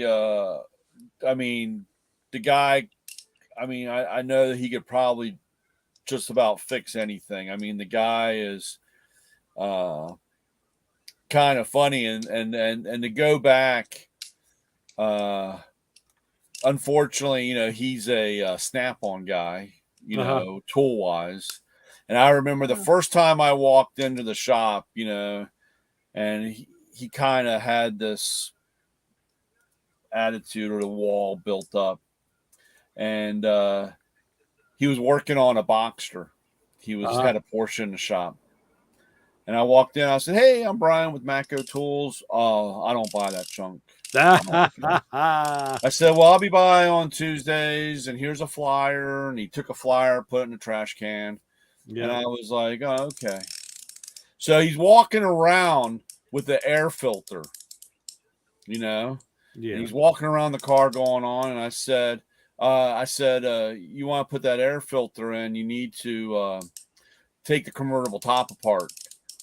Pull up the back of the top, remove the carpet, and you can put the air filter in." And I said, "Oh, by the way, you might want to get your air gun and blow out all the leaves because the side vent picks it up."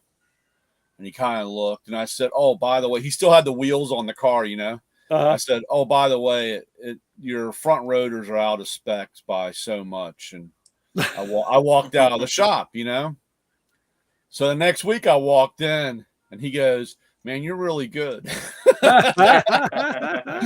He goes, "The rotors were out of spec."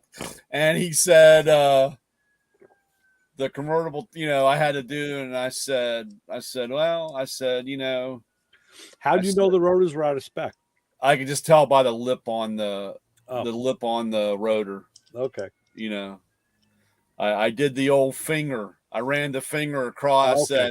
I said, "Yeah, these are out by so much." And he looked at it, he measured them, and he said, "You were real close." And I said, "Well," that's all you did." And so over time, he, like I said, he became a really good customer.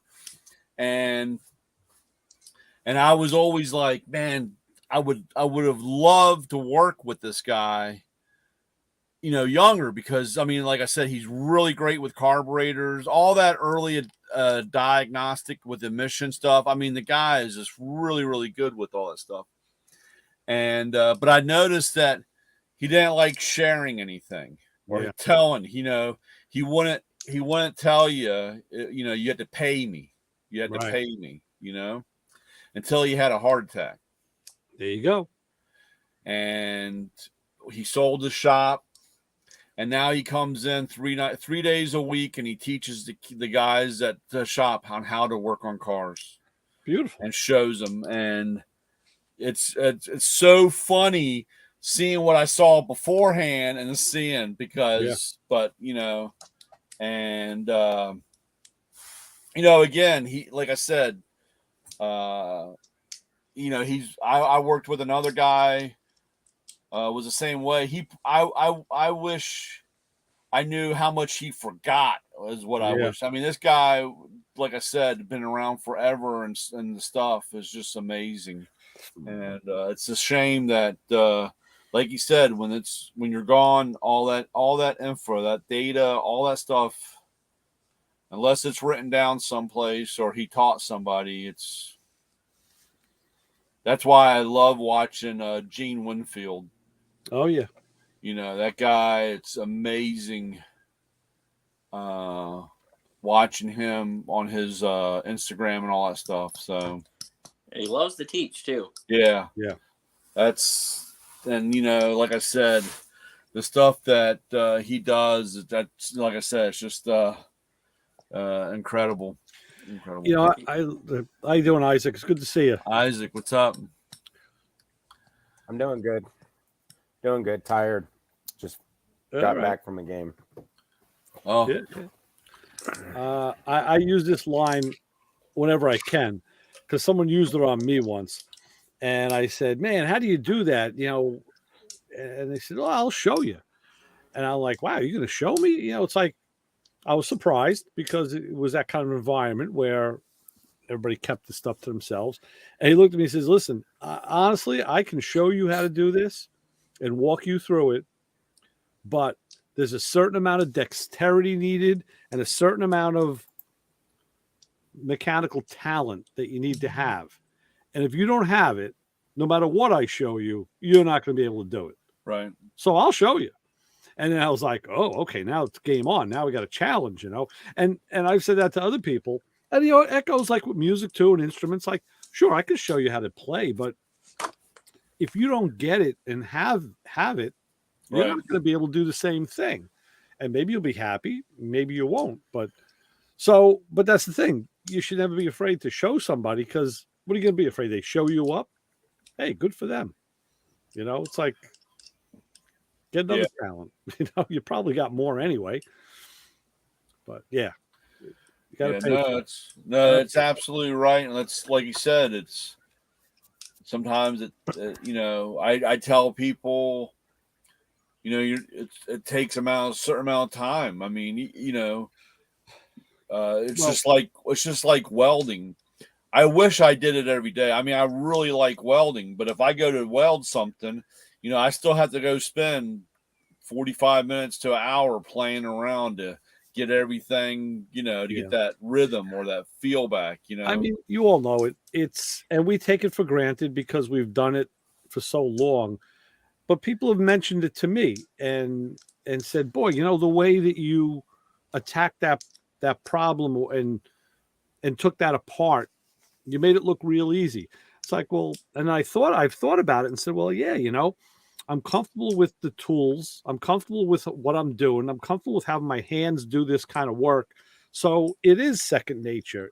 In a sense, it is easy. Whereas somebody just starting out is all thumbs. And again, I mean, we take auto mechanics for granted because of that. If you think about music, about playing an instrument, now it's a lot more amplified, to make a pun. I mean, because you're making a sound, you're creating, music and noise. And if you're off, man, everybody's going to know you're off. You can work on something and be off and you just fix it up, but it still is a skill. Working with your hands is a skill.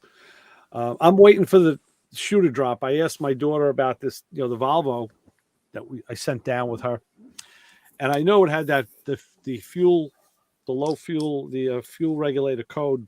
And then I saw it had all 6-cylinder misfire codes. So I said, okay, it's probably going to need that, that regulator. And I looked it up. It's a known issue. So that double checked that. So I asked her and she said, yeah, she still got the dealer plate on it because the guy ran a scan on it and he came up with it needed a cam sensor. So he ordered a cam sensor and it didn't come in yet. So I told her, listen, I'm going to have to talk to this guy. I said, can you have him send me the code or send me a report so I can see it? I said, because I don't think you need a cam sensor. She goes, well, that's what it said. I'm like, well, yeah. I said, now you don't work on cars, so I don't blame you for saying that. I said, when a mechanic sees cam sensor code and orders a cam sensor, I said, I'm going to bet dollars to donuts that fuel pressure issue caused the misfires, which also caused the cam sensor code. Because it pulled it tried to adjust to the system and went out of range. I said, you're going to find, I said, don't tell him not to throw out the cam sensor he takes out, because I'm going to want him to put that one back in, because that's the original Volvo part. Yeah. I said, I think he's barking up the wrong tree, and this is the way this guy does work, and it's not right. He'll do that and say, well, now you have a fuel, you'll have a fuel pressure thing. Because however the importance or however the code was, they'll lay out, they'll say, because I always love listening to guys, well, you had 9 codes, but we'll take the first one first. We'll deal with the first one first. And that's the thing. when I had it up here, I didn't see a cam sensor code. That happened when they got down there. So that's kind of interesting. Yeah. I want to find. That's what I always. That's why I always. Well, I don't laugh. I just shake my head, and like I said, I walk into a lot of shops, and we love sausage, but you don't want to see it being made. And unfortunately, a lot of these shops are pretty scary. Yeah, without a doubt. Without a doubt. So, yep, that's that. So, Coach, why are you so tired? Did you win? We tied. It really didn't count. It was more of a scrimmage. It's been a bit of a rough week. Always counts. Come on now. Well, I mean, it wasn't bad. Don't get me wrong, but so we've had to combine both 8th grade and 7th grade. I've got 7th grade. But because of some ineligibility issues and stuff for this week, we had to combine. We've had 2 games, and let's see, Monday was the hardest because it was, I think like 98 degrees that day, and the sun was just beating on us. But and everybody was filled up, and everybody Tuesday was filled with too bad of a game. Eggs. Right. Yeah, probably. But after Easter. But to our 8th grade, so athletic director, he said one of our close rival teams, their overflow team really wanted a game, and whatever we could do, and that they would, if we could make enough of a roster, or if I needed players elsewhere. So we accepted it, and I left my pitchers with the 8th grade team with my athletic director, coached that game, and I took the rest of the kids. And then initially we were going to have an umpire, and when I'm getting ready to leave on the bus, the athletic director says, "Oh, by the way, no umpire. It's a complete scrimmage. You guys, you got to call it yourself."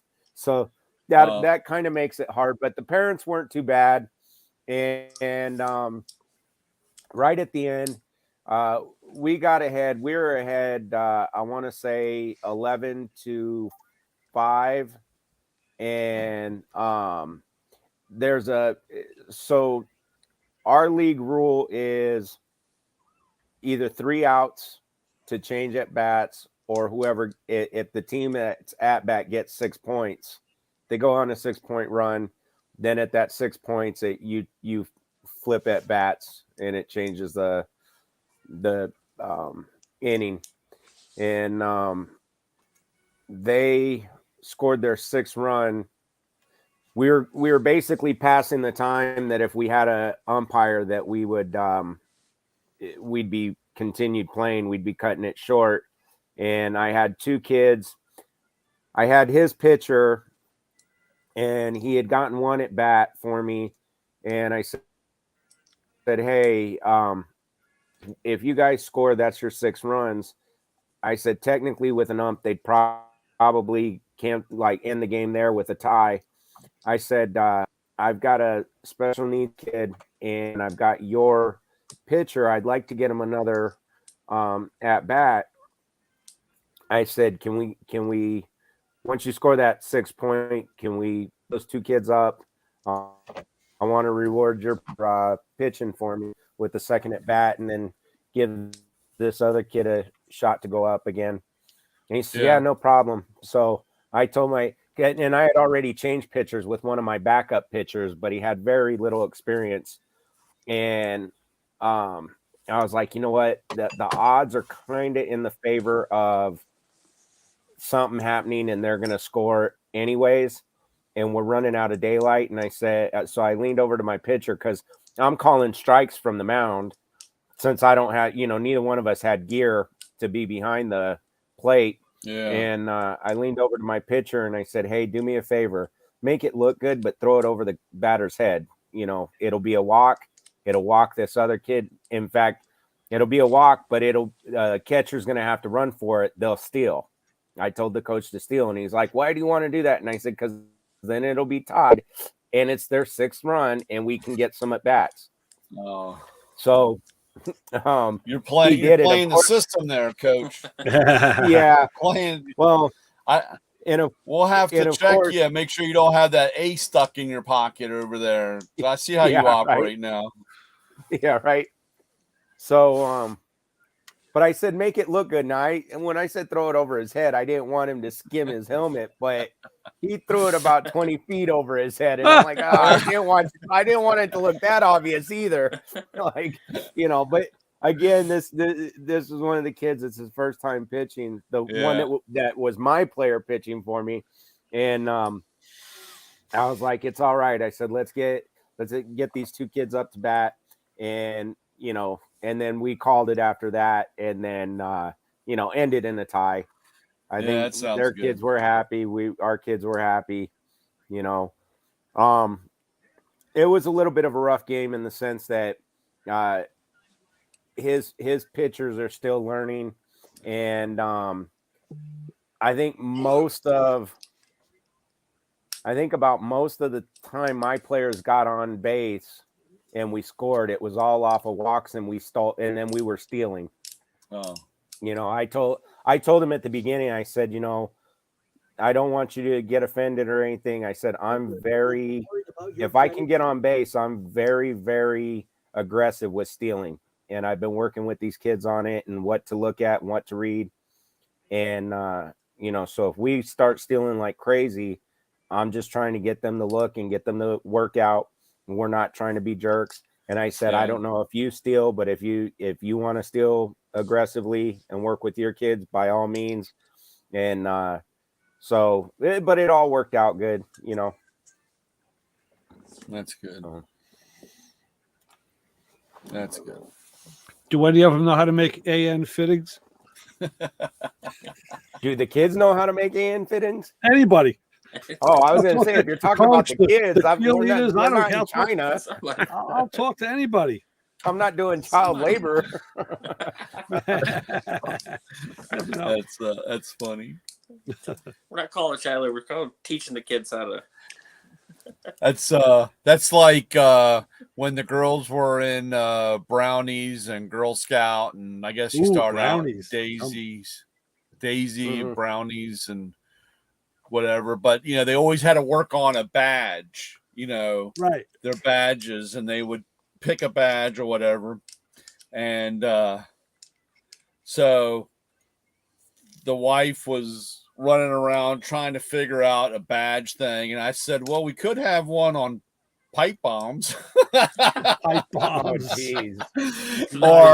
or disassembling and cleaning and putting back a Glock or whatever. We could have real badges. And she's like, please do not. You could have done like brake line flaring, or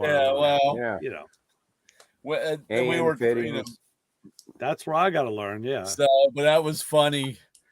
Well, I said we can make a little badge, because they get their little thing with patches on them, and I said, a pipe with stuff going, we'll make a badge, and then the kids could all walk around with the big old Glock badge, Nice.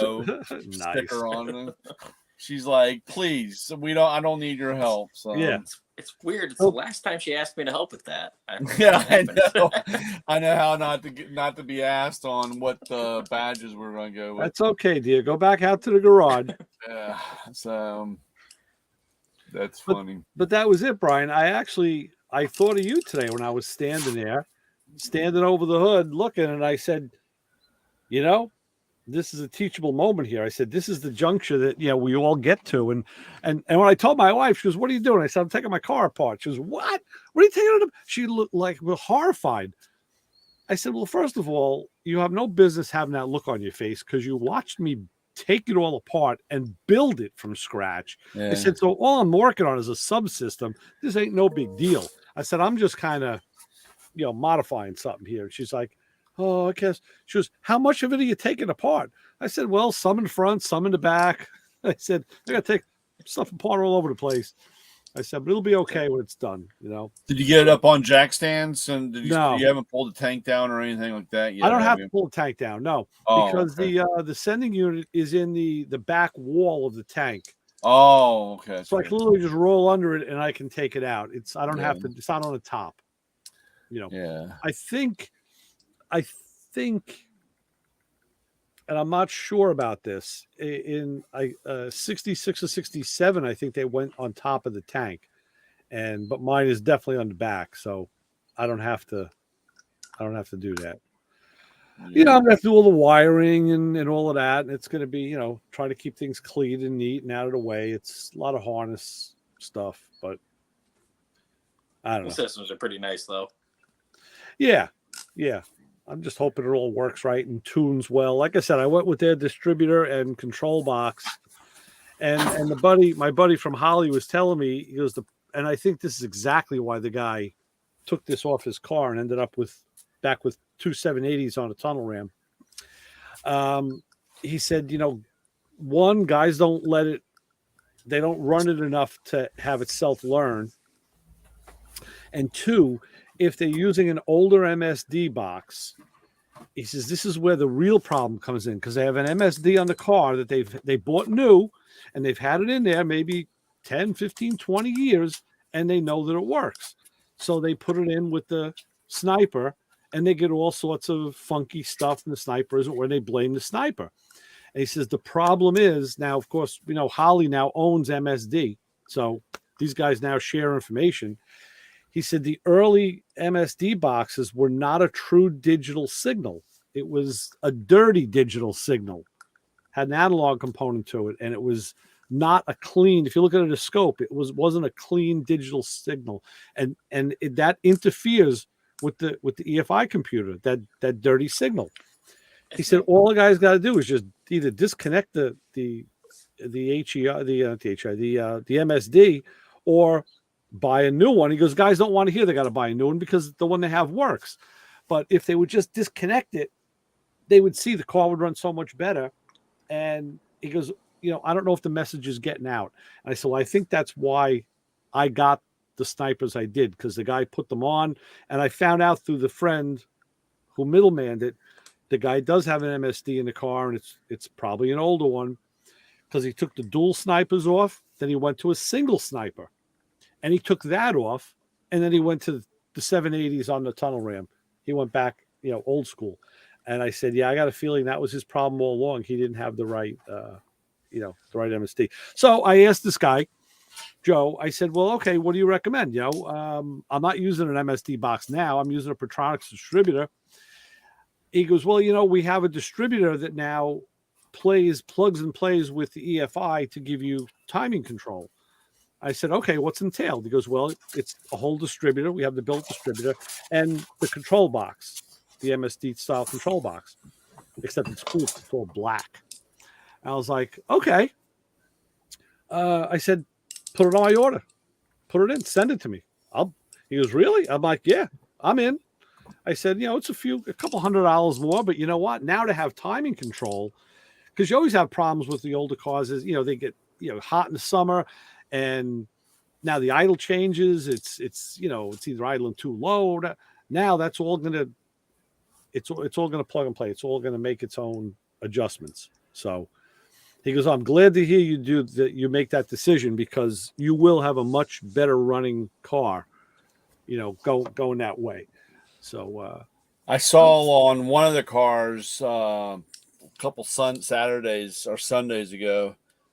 The guy had put a sniper on, and he had problems with the distributor interfering with the computer, because, you know, it's in the front of the bowl, or, you know, where it looks like the front of the carburetor. Actually, mine's in the back. But yeah, okay. But he had so it drove him crazy. He was having issues. And he actually put up, I think it was like a piece of lead, and put it up front, and it solved the problem. It was blocking the. What kind of distributor did he have? I don't know if I took a picture of it. Because that's what I was just telling these guys, that the guy, my buddy from Holly, was telling me that the older MSD boxes, being not a true digital signal, interferes. The dirty signal, maybe that's what it was. I don't know. Plays havoc with the EFI computer, and if you run the new one, you don't have that problem. Like, hang on a sec. Oh. I don't know if I was going to take a picture, and but he was talking. Somebody asked him about the if he was having any issues, and he said that he got it figured out. He just has to now make it look presentable. He just put that up there to. I'm pretty sure the computer is right in there. Yeah, it's right in the front, because this is the. I don't know what that is. Because the other unit, this one is just blank.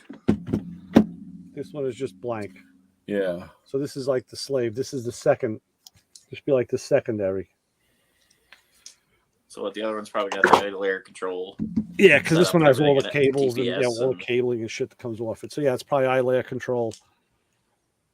And GPS, all that good, good stuff. And that's the computer, yeah. That was kind of cool about the that ultimately we built with the Phytech tri-power on it. Yeah, like the one setup was basically the brains of the operation. The other two were just there. Right. No sensors, nothing like that. Like you're literally running everything off of one. Oh, okay. So the other two, they didn't meter fuel, you're saying? Oh, they did, but like the one had the computer, had the TPS on it. And I do think one of them had idle air control, but the other one was just there. It still had ejectors and everything on it, but it didn't have any sort of sensors. Okay. Yeah, you don't have to have sensors on all of them. It just has to really be on one. Just because it's looking at throttle position, and it's going to meter the air. So it needs to know that. But, yeah. I guess I didn't save it. I thought I took a picture. Because I thought it was kind of interesting. Actually, it's kind of funny, Ray, because when I was messing around, guess what I found? What's that? Was hang on, let me the block on the Mustang for your brake lines. The brake block, yeah. And I took this is off mine, and this one went to the one here, right? Master cylinder. Yep. And then you had left front. This is left front, and then this one right here is right front, and then this one was the rear. The rear split, right? That's how. And I think yours was you had the two fronts. That's why it was braking funny or whatever. The guy basically had three wheels on one circuit and one wheel on the other circuit. Yeah, that was the problem. And once I called my buddy who has a 68, and he went in the garage and called it out to me how it was, and I made a diagram. I drew it out while he was explaining it to me, and I looked. I said, "Yeah, this car is plumbed wrong. They got the Now, I do not know why, or I cannot believe that I actually wrote that down on this piece. Yeah, I don't know how long ago. I mean, this has been out, and I came across it, and I'm like, dude, I must have taken a smart pill that day because I wrote something down that I cannot believe. I even have an arrow which way it was pointing forward. Dude, wow. I don't know. I must have had like an extra dose of Pink Floyd or something, dude, because I cannot believe I wrote this shit down on this. I was half tempted to clean it up, and I was like, no, don't touch it. Just leave it alone. Really. That's history there.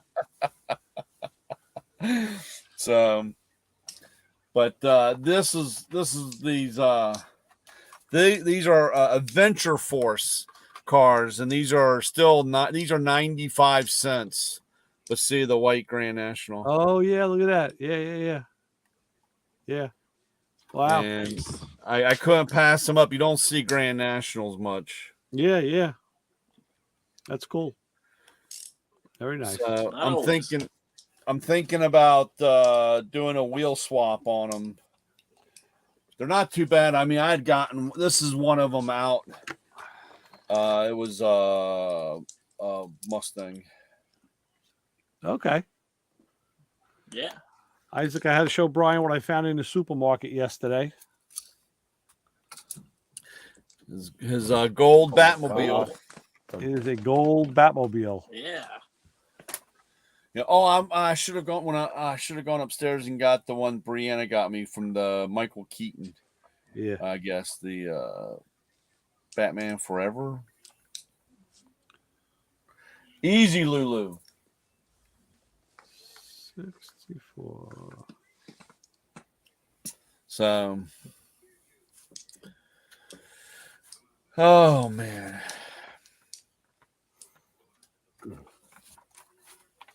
Hey, I'm curious. So, you said to ask about your Red Lobster story. Is that an on-air story you can tell, or is that an off-air story? It's not particularly. Most people wouldn't care. No, it was just kind of one of those ironic things. Like, sometimes something happens in life that just it happens at the same time as something else, so it becomes guilt by association. So we have been going to Red Lobster for 30 years, 35 years, 40 years, I don't know. And this is going back to the early 2000s. We went to Red Lobster one night, we had dinner and same thing, we've been doing it forever. So, and it was like the next day I woke up and I was a little itchy, like in my stomach, in my midsection, I was a little itchy. It was weird, like it wouldn't go away. So, I actually called my doctor and I was talking to him about it. And he says, well, did you eat anything funny, mushrooms or any kind of weird stuff? No. Have you traveled out of the country? No. All these stupid things. Yeah. Maybe it's allergies. Do you see any red? And I said, no red, no rash. He said, well, take some Benadryl and, you'll probably be okay. All right. So the next day I was itchier and now I noticed my bodily fluids were changing color, not for the good. And I called him back. He said, okay, meet me at the emergency room. And that started this long ordeal where my liver flipped and almost killed me. But I just ironically, because like we went to Red Lobster the night before, I haven't been back since. Oh. And we've kidded about it. Like we passed, like, hey, we should stop at the Red Lobster. We just go there for lunch. And it was like, I mean, right now I really don't care. I'm past it. But there was a time where it was like, even though I know it had nothing to do with me getting sick, it was like the last thing. Like, what was the last thing you did? Went to dinner at Red Lobster. So it just kind of, even my wife, it didn't affect her at all. But even she was like, no, I don't think I want to go back there right now. So yeah, that's all. That makes sense. Just what brought it up, guys, is after the last show, my wife made pork chops. I helped her do the shake and bake. I stepped away and then came back. And when we ended the show and I went back there or to the kitchen, I found we had a box of the Red Lobster cheesy bread. The biscuits. And I took a picture of it and sent it to Ray, and that's when he told me, remind me to tell you I got a story. But I love those cheesy biscuits. I was so happy. Yeah, and it was kind of funny because just this week, I got to get into the mode of doing this. I told my wife, and I'm not in a mode yet, and I should be. It's like when I'm driving around, I don't have to be anywhere at any time. I got to learn to just be like Brian, just stop and go in that store and just check it out. I wanted to go in. So there's been like a couple of thrift stores around, and I wanted to stop in and see what's in there. And I never make the time to do it. So we were out the other day just driving around. We did some errands and that came up, and I said, there's a thrift store just one town away. I said, I've been meaning to stop in there for a couple of years now. I've never done it. And I just went. I said, let's go. So I went, And here's how fate works for you or against you. It's a big store, and it looked like J.C. Penney's. I mean, the clothes they had in there were ridiculous. I mean, tons and tons of clothes. So I'm in there looking for electronics. I was looking for another receiver for the garage, and I didn't see any electronics. I found some CDs and some records, all crap. Only when we were waiting to pay, I saw on one wall there was some electronics. Like, oh, I missed that. And I go back and I look, and there's all your regular array of stuff. But I see this Sherwood receiver, and it wasn't old. You know, it was newer, I guess from the 80s. And it all actually had a phono input, which is kind of odd. So, and they wanted like $39 for it. So I said, okay, I actually got the plug. I plugged it in, it powered up. And I said, all right. I said, you know what? I like to do a little research first. So I just went home. I checked it out, and people are doing good reviews. They're saying, this is a great receiver if you can find one, especially if you can get it cheap. It's got the phono input, which is kind of odd and rare at this point in time. And all in all, I was sold. I said, I'm going back tomorrow, and I'm going to buy this thing. Gone. Of course it was gone. When I got there was something in its place, because there was like a DVD player above it and a little game system. All of that it looked like the same thing, but I said, wait a minute, what's wrong? That's not a Sherwood amp receiver. That was like some big 100-disc CD player. I was like, damn. So I looked through everything. I scoured everywhere. No, I said, you know what? You snooze, you lose. I came home. My wife said, did you get it? I'm like, no, I didn't get it. I said, because you got to get it. You can't walk away from it. You got to just take it, I said, but here I was trying to be, so I figured it wasn't the kind of store where they're buying a lot of electronics. It looks like everybody's in there buying shoes and clothes and, all this stuff. Like, well, that's when you have somebody like me that stops by and snags that stuff.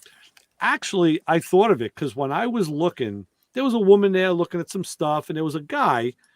And when I started looking and moving stuff on the shelf, I noticed he kind of came closer. He was like watching what I was doing. And then I took the thing and powered it up and all, and and he was kind of hovering around, and I bet you he grabbed it. I bet you he did. So, yeah, hope it blows up on him. He was probably from watching you. Goes, this guy knows what he's doing. I gotta watch this guy. Could be. So, well, that was funny because I had to stop by the hardware store, and they're in the middle of. They had another store. They had another store down over in my route, and then there's one over by my house. Well, they closed the one down by my route, which I kind of liked going down there because that's where all the old timers were. It wasn't a super busy store. That's where all the old timers were. So when you had to ask a question or you wanted to find, those guys knew, and but I noticed that. So I walked in. I can't remember what I was getting. Had to get something. And I walked by, and they had a table there of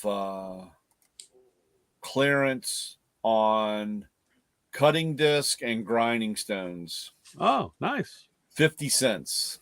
Oh, yeah. And they were the 4-inch for cutting wheel, thin,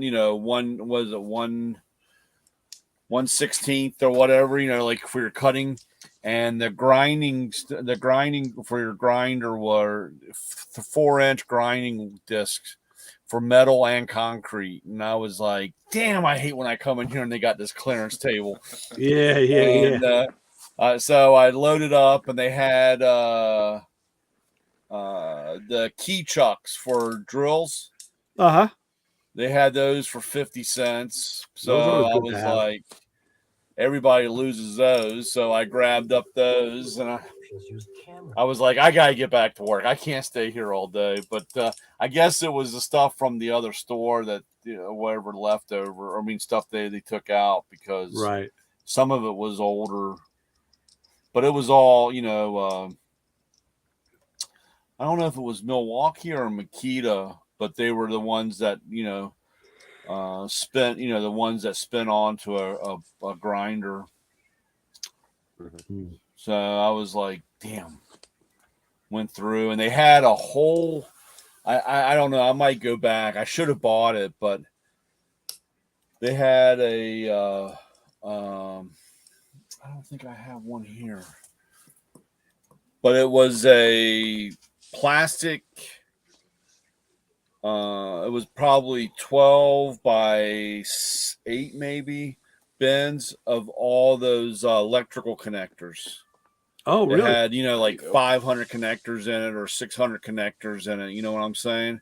Right. And I think they had it for like $8 or something like that.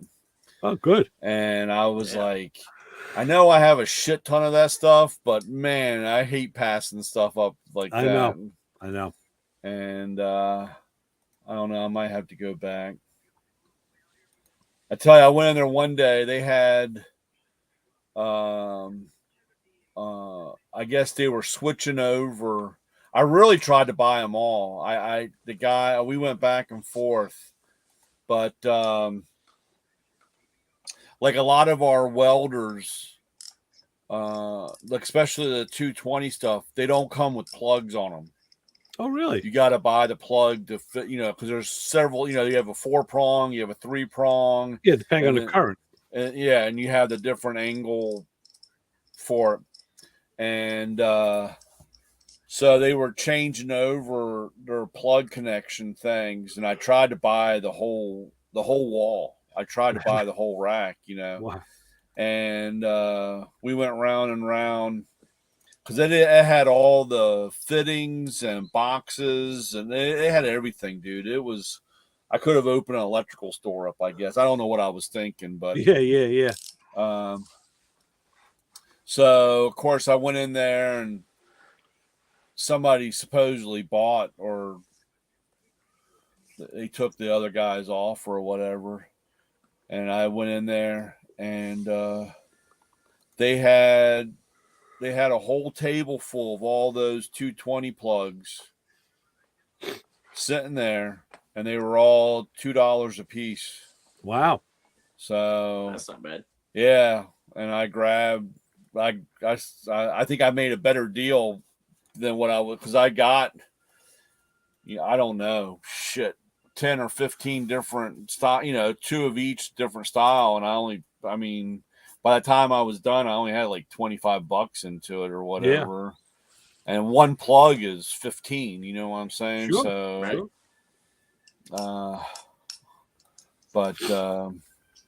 So, of course, like I said, the last time I sold a 220 welder, because I always ask them, I said, which plug do you have? I don't know. I just have a plug. And I'm like, Jesus Christ. So either I have to go by there and look at it, or I try to tell them, take a picture and send it to me. And that turns into, a whole disaster, because I usually get the redhead. Right. I don't get the picture that I really want. Or I get a picture I really want, but not what I need. And but going along the line, now I just grab the I have those plugs in a sack, in the bag, and I just grab it with the welder, take the welder, and I find the plug and I sell them the plug, so perfect. Put it on. Yeah, I don't know why. I guess because, like you said, your your amperage or whatever. I think it's always crazy that, I've had a compressor the same way, a big compressor, and they have a plug on it. Right. I usually give them a hard time. It's kind of like selling a bowl of soup without a spoon. So yeah. Well, without a bib. Yeah. So I had some good creamy tomato onion soup the other day. Yeah. I was never a tomato soup fan until I had a creamy tomato soup. And this one, I liked it was creamy, but then it had like bits of onions in it. So we bought some. It's like this red pepper onion soup, which is pretty cool. Pretty cool. It's in like a cardboard container. It's really weird.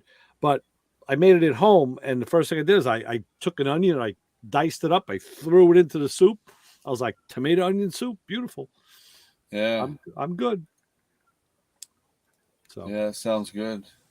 Yeah, my mom. I was talking to my mom last weekend. She got talking about navy bean soup, and that's been on my mind, man. Navy bean. I've never had that. Oh yeah, navy bean. How'd the Easter dinner go? Oh, it was awesome, dude. The Easter barbecue. Huh? The Easter barbecue. We did hamburgers and hot dogs, and boy, I tell you, you didn't barbecue up any rabbit? Rabbit. But it was really kind of funny because, like I said,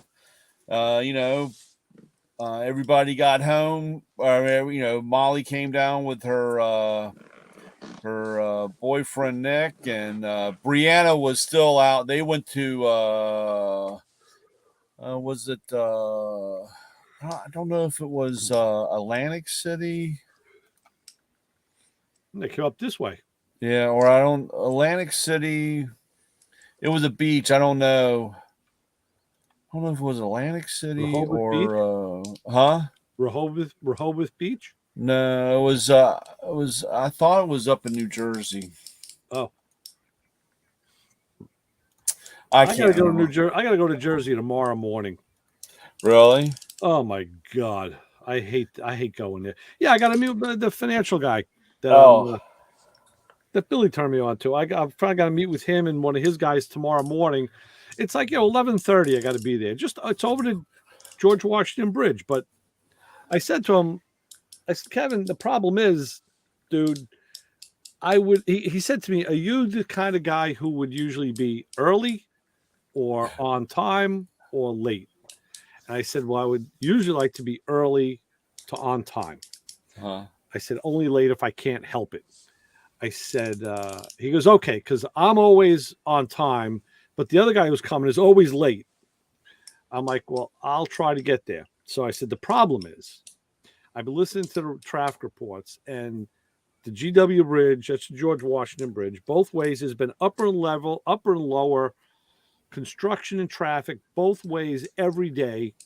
I said, it's a pain in the ass no matter what. I said, the Cross Bronx Expressway I take, that sucks. I said, so for 11:30, I said, I would hedge my bet and I would leave early. Like, it's a 44-minute drive. Right. Like, you're leaving like 9 o'clock in the morning. Well, right now I could do it in like, 45 minutes. I would be there. So I said, okay, that being the case, I would leave at like 8:30, and get there early. I said, but I know if I do that, I'm in morning rush hour traffic. Right. And that's stupid. So usually you wait till like 9 or 10, you get past the morning rush and you got clear sailing. I said, except now there's all this construction they're doing. I said, so I don't know what that's going to do for me. I said, I really have no idea. I said, I'm just going to have to keep you in the loop as I'm going and let you know how far out I am, because it's total wild card as far as I'm concerned. Yeah. So I dropped my intake manifold off to my buddy at the motorcycle shop. He's going to put it in the hot seat cleaner. I think I told you that. So yeah, I don't have to stop in the morning. Now on the way back from Jersey, we'll swing by the motorcycle shop, pick up the intakes. I got to go see the welder on Saturday morning and have the bung installed. So it's all falling into place. Well, that's good. Like that.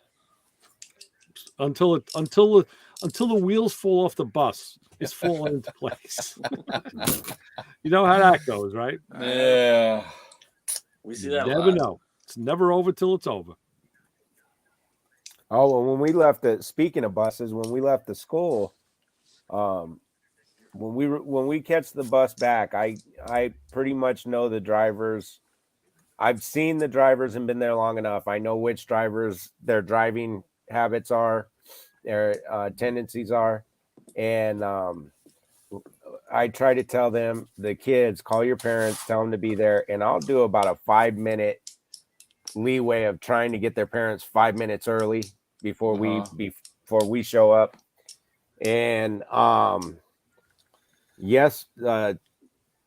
was it, Tuesday's game?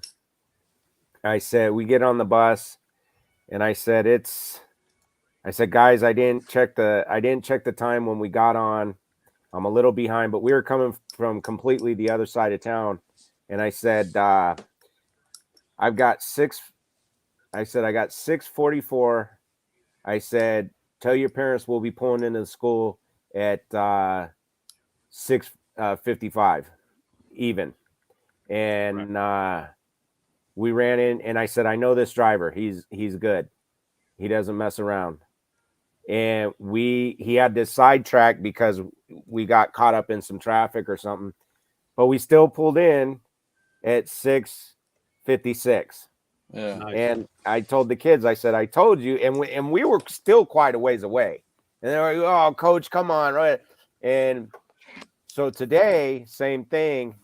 And we're going down the road in the bus. There were only 3 kids on the bus with me. Most of them their parents picked them up at the game. And we're going down the road. So the bus driver heard me give the estimate, and we're driving, and she goes, hey, coach, we're going to cut down this side street. Something's going on up here. The cops are up here, and they've got it down to a bottleneck. I'm going to cut this way. We're going to cut through this neighborhood, and then we're going to come around and through the back. I said, I know which way you're going. I'm familiar with it. I said, do whatever you got to do. We're fine. But, yeah, the wheels on the bus didn't come off, and we pretty much stayed on schedule. Nice. Well, the only thing I know, as soon as I say I'll be there in 5 minutes, it takes me 25 because something happens. So I try not to say anything. Right. Which usually doesn't go over very well because it's like, can't you just give me a time? Right. So that's how it works. Yeah, as soon as I say something, I've got myself in trouble. Yeah. So I'm glad this week's over. Got one more day. Hopefully I can get a few more things done around the house. I got to put Jenny's new fog light in. One fog light? Yeah, well, she hit a deer, or a deer hit her. Okay. And oddly enough, I think the deer came up and hit it at an angle, but it hit where the fog light mounts, and it broke the fog light. That's the only thing it broke. It broke the fog light. The fog light fell down into the bumper. Okay. And actually, it was kind of funny. I was going to I got my plastic welder out, and I was going to weld it back together. Right. But I was missing one of the tabs when it broke. It disappeared and into the ether. I know. And it's like the way things fall in the garage. Like you hear it fall, and then you find it like 3 days later, 8 feet away. Yeah. Like, well, I was just checking the tire pressures on my wife's car tonight because we're going to take the car in the morning. And I got my Milwaukee tire inflator, and I take the valve cap off, and I dropped it, and it dropped. It went into the rim because it's a 5-spoke rim. So as the tire's airing up, I'm kneeled down. I'm looking around the back of the tire, and I can't see it. So then I go around the front of the car, and I'm looking from that angle. I'm like, I can't. I saw it go in there, and where is it? And then I look out again, and no, it was right next to the tire inflator. I was like, how did it get out there? Like, yeah, I saw it go that way. I guess I didn't. So, like I said, I wanted to do it. I mean, the part came last week, and I wanted to do it last week, but with the Easter stuff and all that, I got sidetracked or got behind. So I want to get that all back together. Got to work on the tool truck a little bit. Get back on the Audi. And, yeah, you got a lot to do. I can't remember. There was something else I said, and it'll come to me. I had to look at my list. There you go. Writing it down. Yep, I'm gonna get my list. So, oh yeah. Oh well. So I don't know, guys. So how's the Audi coming along? Well, I've been playing around. I actually had one line. One of the metal lines. I was looking at it and it looked kind of funny, and I stuck my little pocket screwdriver in there, and realized half of it was filled with like schmegma of something. I don't know. And so I unhooked it from the other end and started tapping on it and blew it out, and all this stuff came out. So I'm, like I said, now I'm in the middle of cleaning all that, and I'm hoping, I don't know, part of me says just go ahead and pull the tank out. Right. Because I've been blowing around, and I dumped 2 gallons of arsol down in the tank, but it's still in the car, so it's not like I can shake it around. Right. And I've been draining stuff out. Stuff's been coming out, but I just got a call from a guy today. He called me about a week ago. He inherited a Corvette, and he's in the Corvette club, and it's all done up in a red, white, and blue. It's an FOP tribute car, and they want to use it, for an event this weekend. But the problem is the guy that owned it. I know the guy that owned it originally. He had a bunch of cars, but he wasn't one for real maintenance. Like, he was reactive. When things went wrong, that's when he would do something. Right. So now the car's been sitting for a while, and now it's at my friend's shop, and he says it needs a carburetor. So he told him to call me. I said, yeah, I can do the carburetor. It's a quadrijet. I said, but I got to tell you, I said, this car's been sitting. I said, you got to take a look and see what the fuel tank looks like. Yeah. I said, and it's a 74 Corvette. It's not easy to get that tank out. He goes, nothing's easy on this car. I'm like, You're right.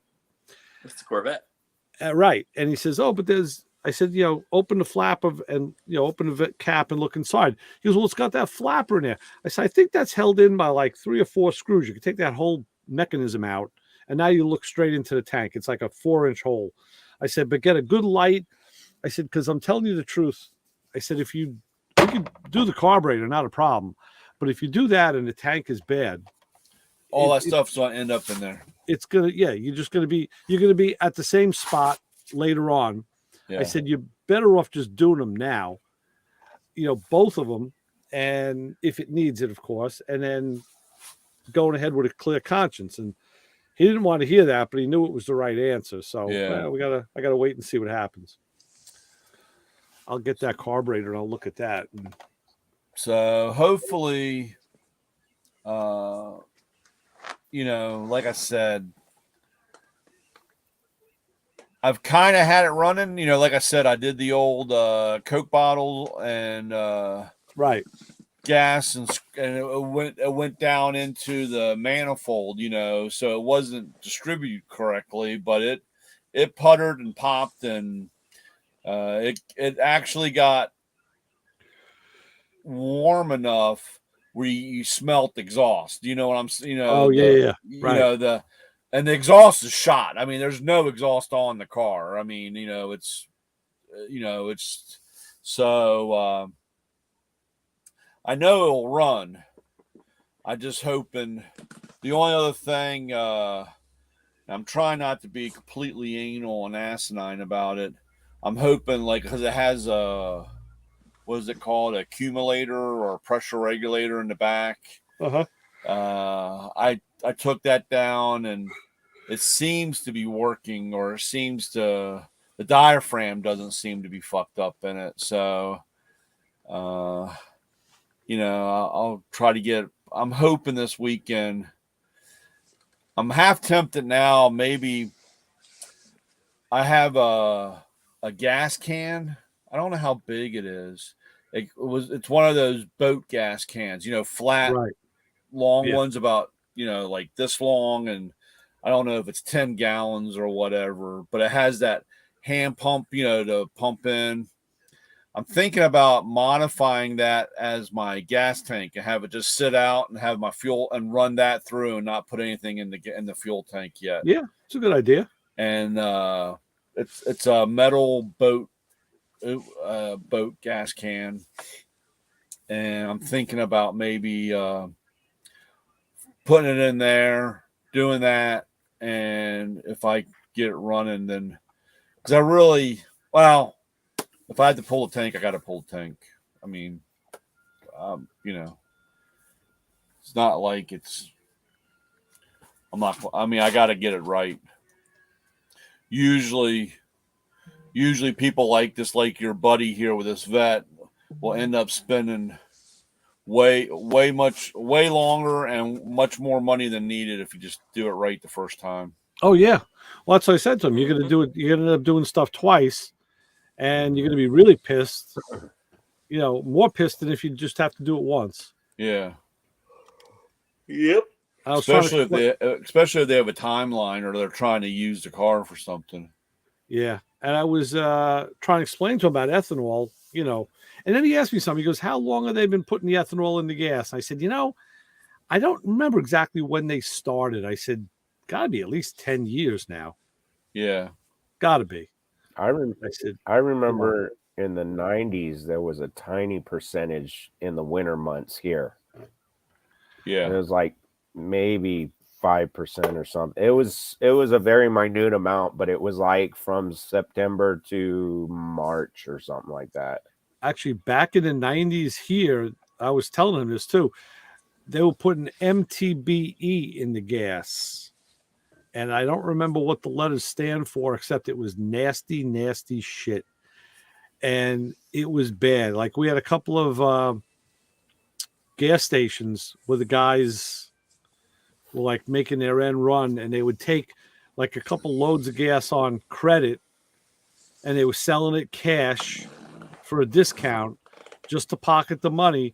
And then they'd rod the tanks out and just let it go into the groundwater. And then they were out and back to their home country. And it happened a few times, more than a few times. It happened pretty often. And, that was kind of, the MTB is so bad in the groundwater. It's like that half life of, zirconium. The stuff never goes away. And they ended up taking it out. But I remember that's when I had my Challenger. And every year I would drive the car through the summer and it was fine. I'd store it for the winter. And every spring when I would start it up again, I had to change the accelerator pump because it rotted out just by sitting over the winter. And then they ended up with the ethanol in the gas. Yeah, I'm trying to remember because I don't know if you remember the story I had when I was in high school towards the end. I had a buddy that had a landscape company that I worked at during the summer, and I had me and Gary, we would work in the shop. We did all the shop equipment, but there were 2 days we had these huge places and everybody had to go. It was always mulch season. Everybody had to go. And this one place was just a huge compound and everybody had to go to cut, And I had this weed whacker. I swear to God, it could have been like James Bond's propeller. I could have flown. I could have been like Inspector Gadget and flew with this thing. I mean, this thing was balls to the wall. It would cut down a tree. Nice. I mean, this was awesome. And when I left there, they let me take this weed whacker. I mean, because it was the older weed whacker. They always got new stuff. And this stuff, this thing was a beast. And I mean, it was great. And and of course, we moved here, so we've been in this house for what 26 years, I guess. So I don't know if it was somewhere around the 10-year mark. Every season, every spring when it came around, like I couldn't get the thing started, and this was like odd because it was like it always started, But I think that's when they started putting ethanol because I had to rebuild the carburetor. Right. And I always had to rebuild every season. I had to rebuild the carburetor. Well, by the third or fourth time, it had gotten to the point where I went to take the power valve out or whatever, and the carburetor had just disintegrated because, of all it just was brittle. I mean, all the, the what type of metal is that? What, the carburetor itself? Yeah, the carburetor. They're not. What kind of carburetor? I don't know. It was just like a little one barrel thing. I don't know what it was. Oh, I can't. Yeah, remember. they're not really like pot metal, but they're not really good metal. Yeah, it was like a pot metal thing, and it was like the thing disintegrated, and of course, by that time that thing was, 20 years old. You couldn't find parts for. It was like I had to get a carburetor off of a Zamboni or something. You know what I'm saying? I mean, nothing fit. And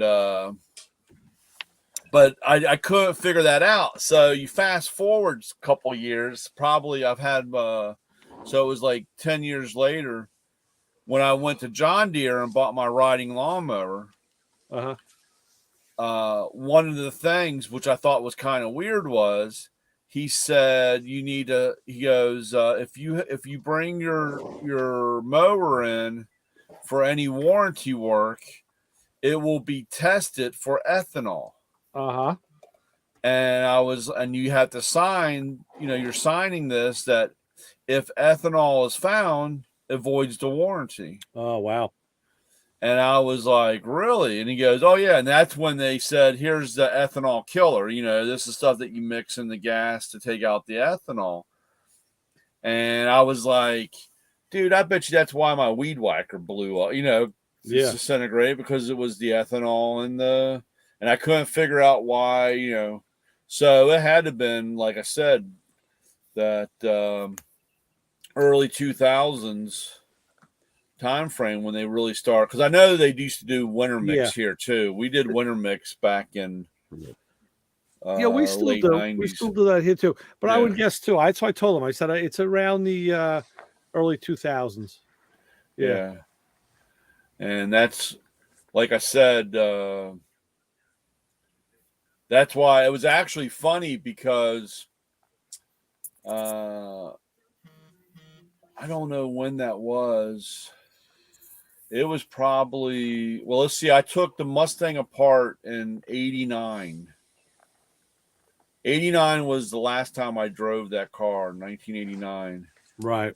And I had, I don't know, it was like 2 or 3 years later, I had pulled the gas tank out of it because it had gas still in it. And that gas still smelled. I mean, that gas was probably didn't have ethanol in it. Right. Because it smelled like, I actually poured that gas in my Scout and drove it. Oh, wow. And it was 4 or 5 years old. Wow. May not run the greatest, but at least it was mixed and burned. I don't think you can do that. They say gas only lasts. I mean, the average shelf life of gas now is like 6 months. Yeah. And the worst, like I'm talking with Bill here about is, and I was telling this guy Joe, that the ethanol just eats the rubber. Yeah. From the inside out. You got to have ethanol compliant hose. Gates Barricade is the right hose to get. Yeah. And I told them too that once it evaporates in the carburetor, I've seen more than once where you get this brown, gooey, gelatinous residue. Yeah. I said sometimes it's cleanable. You can work with it, but if it's there for too long, that's like on that pot metal or on that carburetor I was telling you about. It had like pitted it. So I mean, over the couple of years, it was so pitted. it just became brittle. I mean, it was Right. like you poked your Right. finger through. You could Yeah. poke. Yeah, So very true. that's why, like I was talking about on those A&N hoses or whatever. That's why that plastic insert is something to do with I should look. I should take this one apart because there is a length of hose right here, yeah. and it's got the Otica clamps on it. But I have those. I can Yeah. reclamp it. I should take that out and take a look and see what's in there. Because Lining I had just gotten, that's Earl's Vapor Guard. That's Earl's hose. Yeah. So that means the AN fittings that are on there are Earl's. So I think that's what I got to stick with is good old Earl's. Yeah. But I was just looking. I had gotten some. I had to replace some fuel line.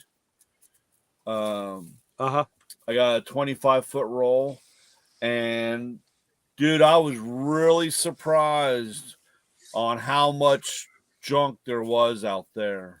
You know, and this was, but one of the thing was ethanol and E85 and it had that, I can't remember what it said, what did you say? PTFE? Yeah. That's what's in Teflon tape, actually. And this was USA stuff. But I was really surprised. Like I said, on that stuff. Right. So, yeah, I'm trying to slowly get all that stuff back together. So when I hated the other day when I was working on the Audi, and I couldn't, when I was putting the new gas line, getting all that stuff in there, and I couldn't find any small hose clamps. Oh wow, really? Yeah, and I found some, but it was like, when you cranked it down, it had like a tail about 4.5 inches coming, and I was like, dude, I don't want to work. I'm trying not to do, so piecing this thing together. I mean, I've done that. I just cut the excess off. Yeah, I know, but it was like I said, I'm like digging around, and I'm like, God, I hate when I've just let things, not keeping stuff in stock. I had to do the same thing with the. I had to take another check valve apart so that I can get the copper ring. I couldn't find the right size copper ring for the seal when it goes up on the fuel pump, and I was like, "Damn it, dude! I had all this stuff, and it's just a mess trying to get it all back together and using." Yeah, no, I know. So, oh well. All right, guys. So, what's going to be the midnight snack? Yeah, I'm gonna have some of that pepper jack cheese I got upstairs. I don't know. That's what I'm gonna have. Yeah. And we got some fresh made potato salad. That's good. Yeah. That's always a good choice. I had Cajun chicken tacos, and I got a little bit left, so I think I'm gonna slice up and have a sandwich. I'm doing good. I finished off the whole container of spicy guac. We got some good thin chips. I finished that off. My wife, we bought a big slice of watermelon. Man, that tastes like summer. I ate like almost all of that tonight. Yeah. So it's good stuff. Try to be a little more smart about it. I've got chocolate zucchini cake. Oh, I've got I sent Ray a picture of it so you could see what it looked like. Yeah, that looked good. And then I've got, let's see, I think there's some ground beef left over for tacos. I have taco sauce in the fridge because we had tacos last night. Nice. And then there's still some jambalaya left from that I made for Easter. I love jambalaya. I got a couple things to choose from. Got some options. Yeah. Options. Yeah, it's always good having options. Justin, what's hiding up in the cabinets and refrigerators of Michigan? I was actually too, because we made nachos the other day, so I've got all the stuff. I got a couple tortilla shells. Nice. Taco sounds good. Yes, sir. Absolutely. Yeah.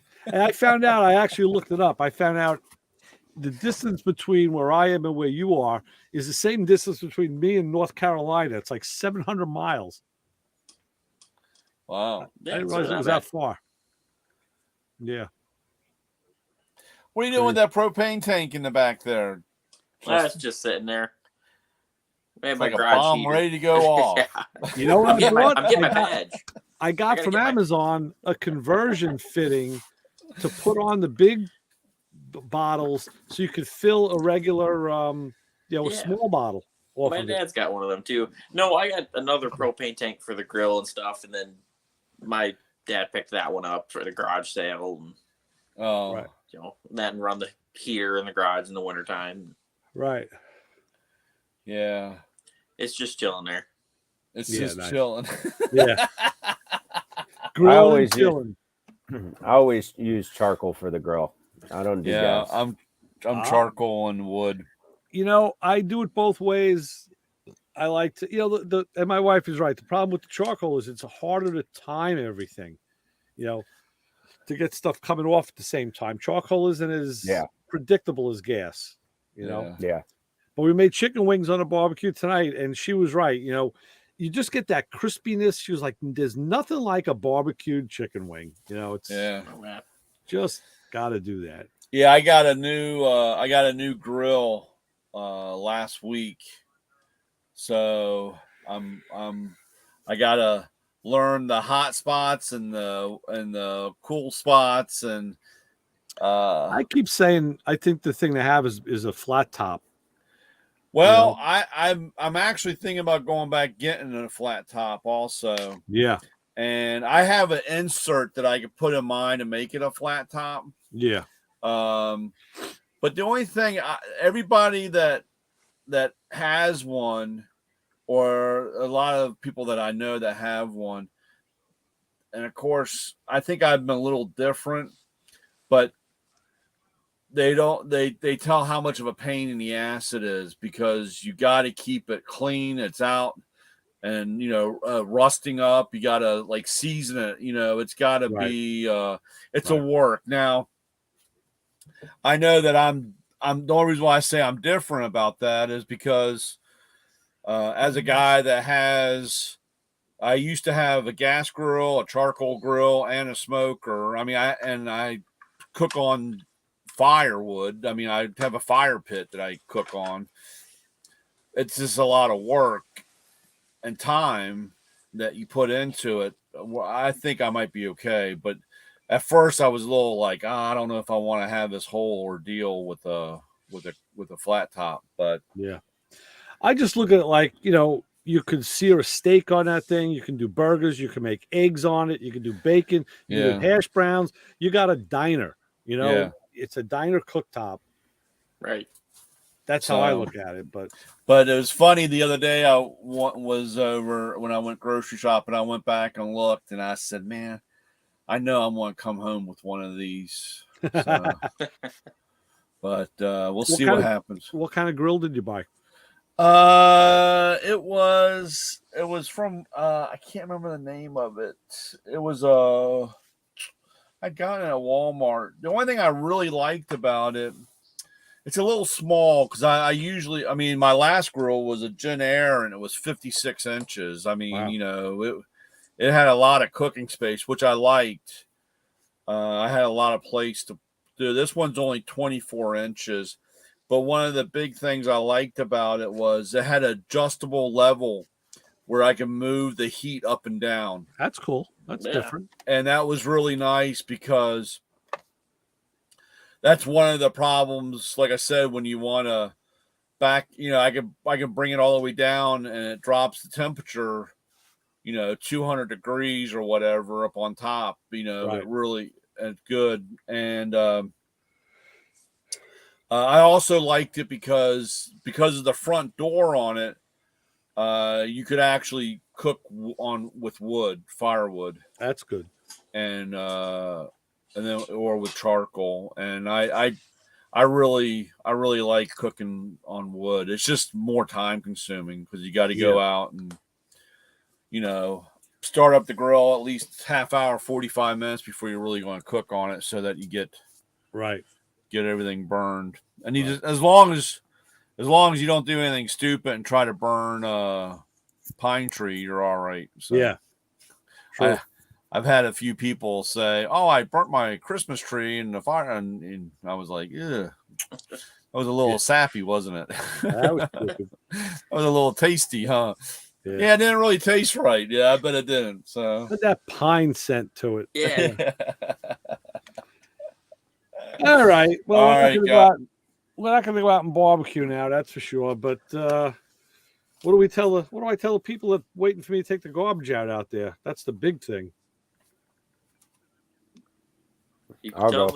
Go ahead, buddy. I'll go. You can follow us on Facebook, Instagram, YouTube, Spotify. But whatever you do, do not follow us home. And on Sundays, tune in to Motor Mouth Radio. And if you check out the posts I made tonight, you can see the deconstruction of my car to put this fuel injection in, because I started it tonight. Started it off. I said, you know what? Let's just start posting pictures. So there you go. There we go. There's a few up there. All right. So for Lewis Lee, who's always a gracious host, Ray Guarino, and of course we got Justin from American Gas Hot Rod Shop, Matt from Man Brian, and Coach Isaac from Arizonian, who's always good, making some good food stuff for us. We'll be back next week. I'll be back on Sunday, and sounds good. You guys, till take then, care. Keep it between the lines. Keep the shiny side up and the greasy side down, and all that good stuff. So You hope. Yeah. All right, guys. Be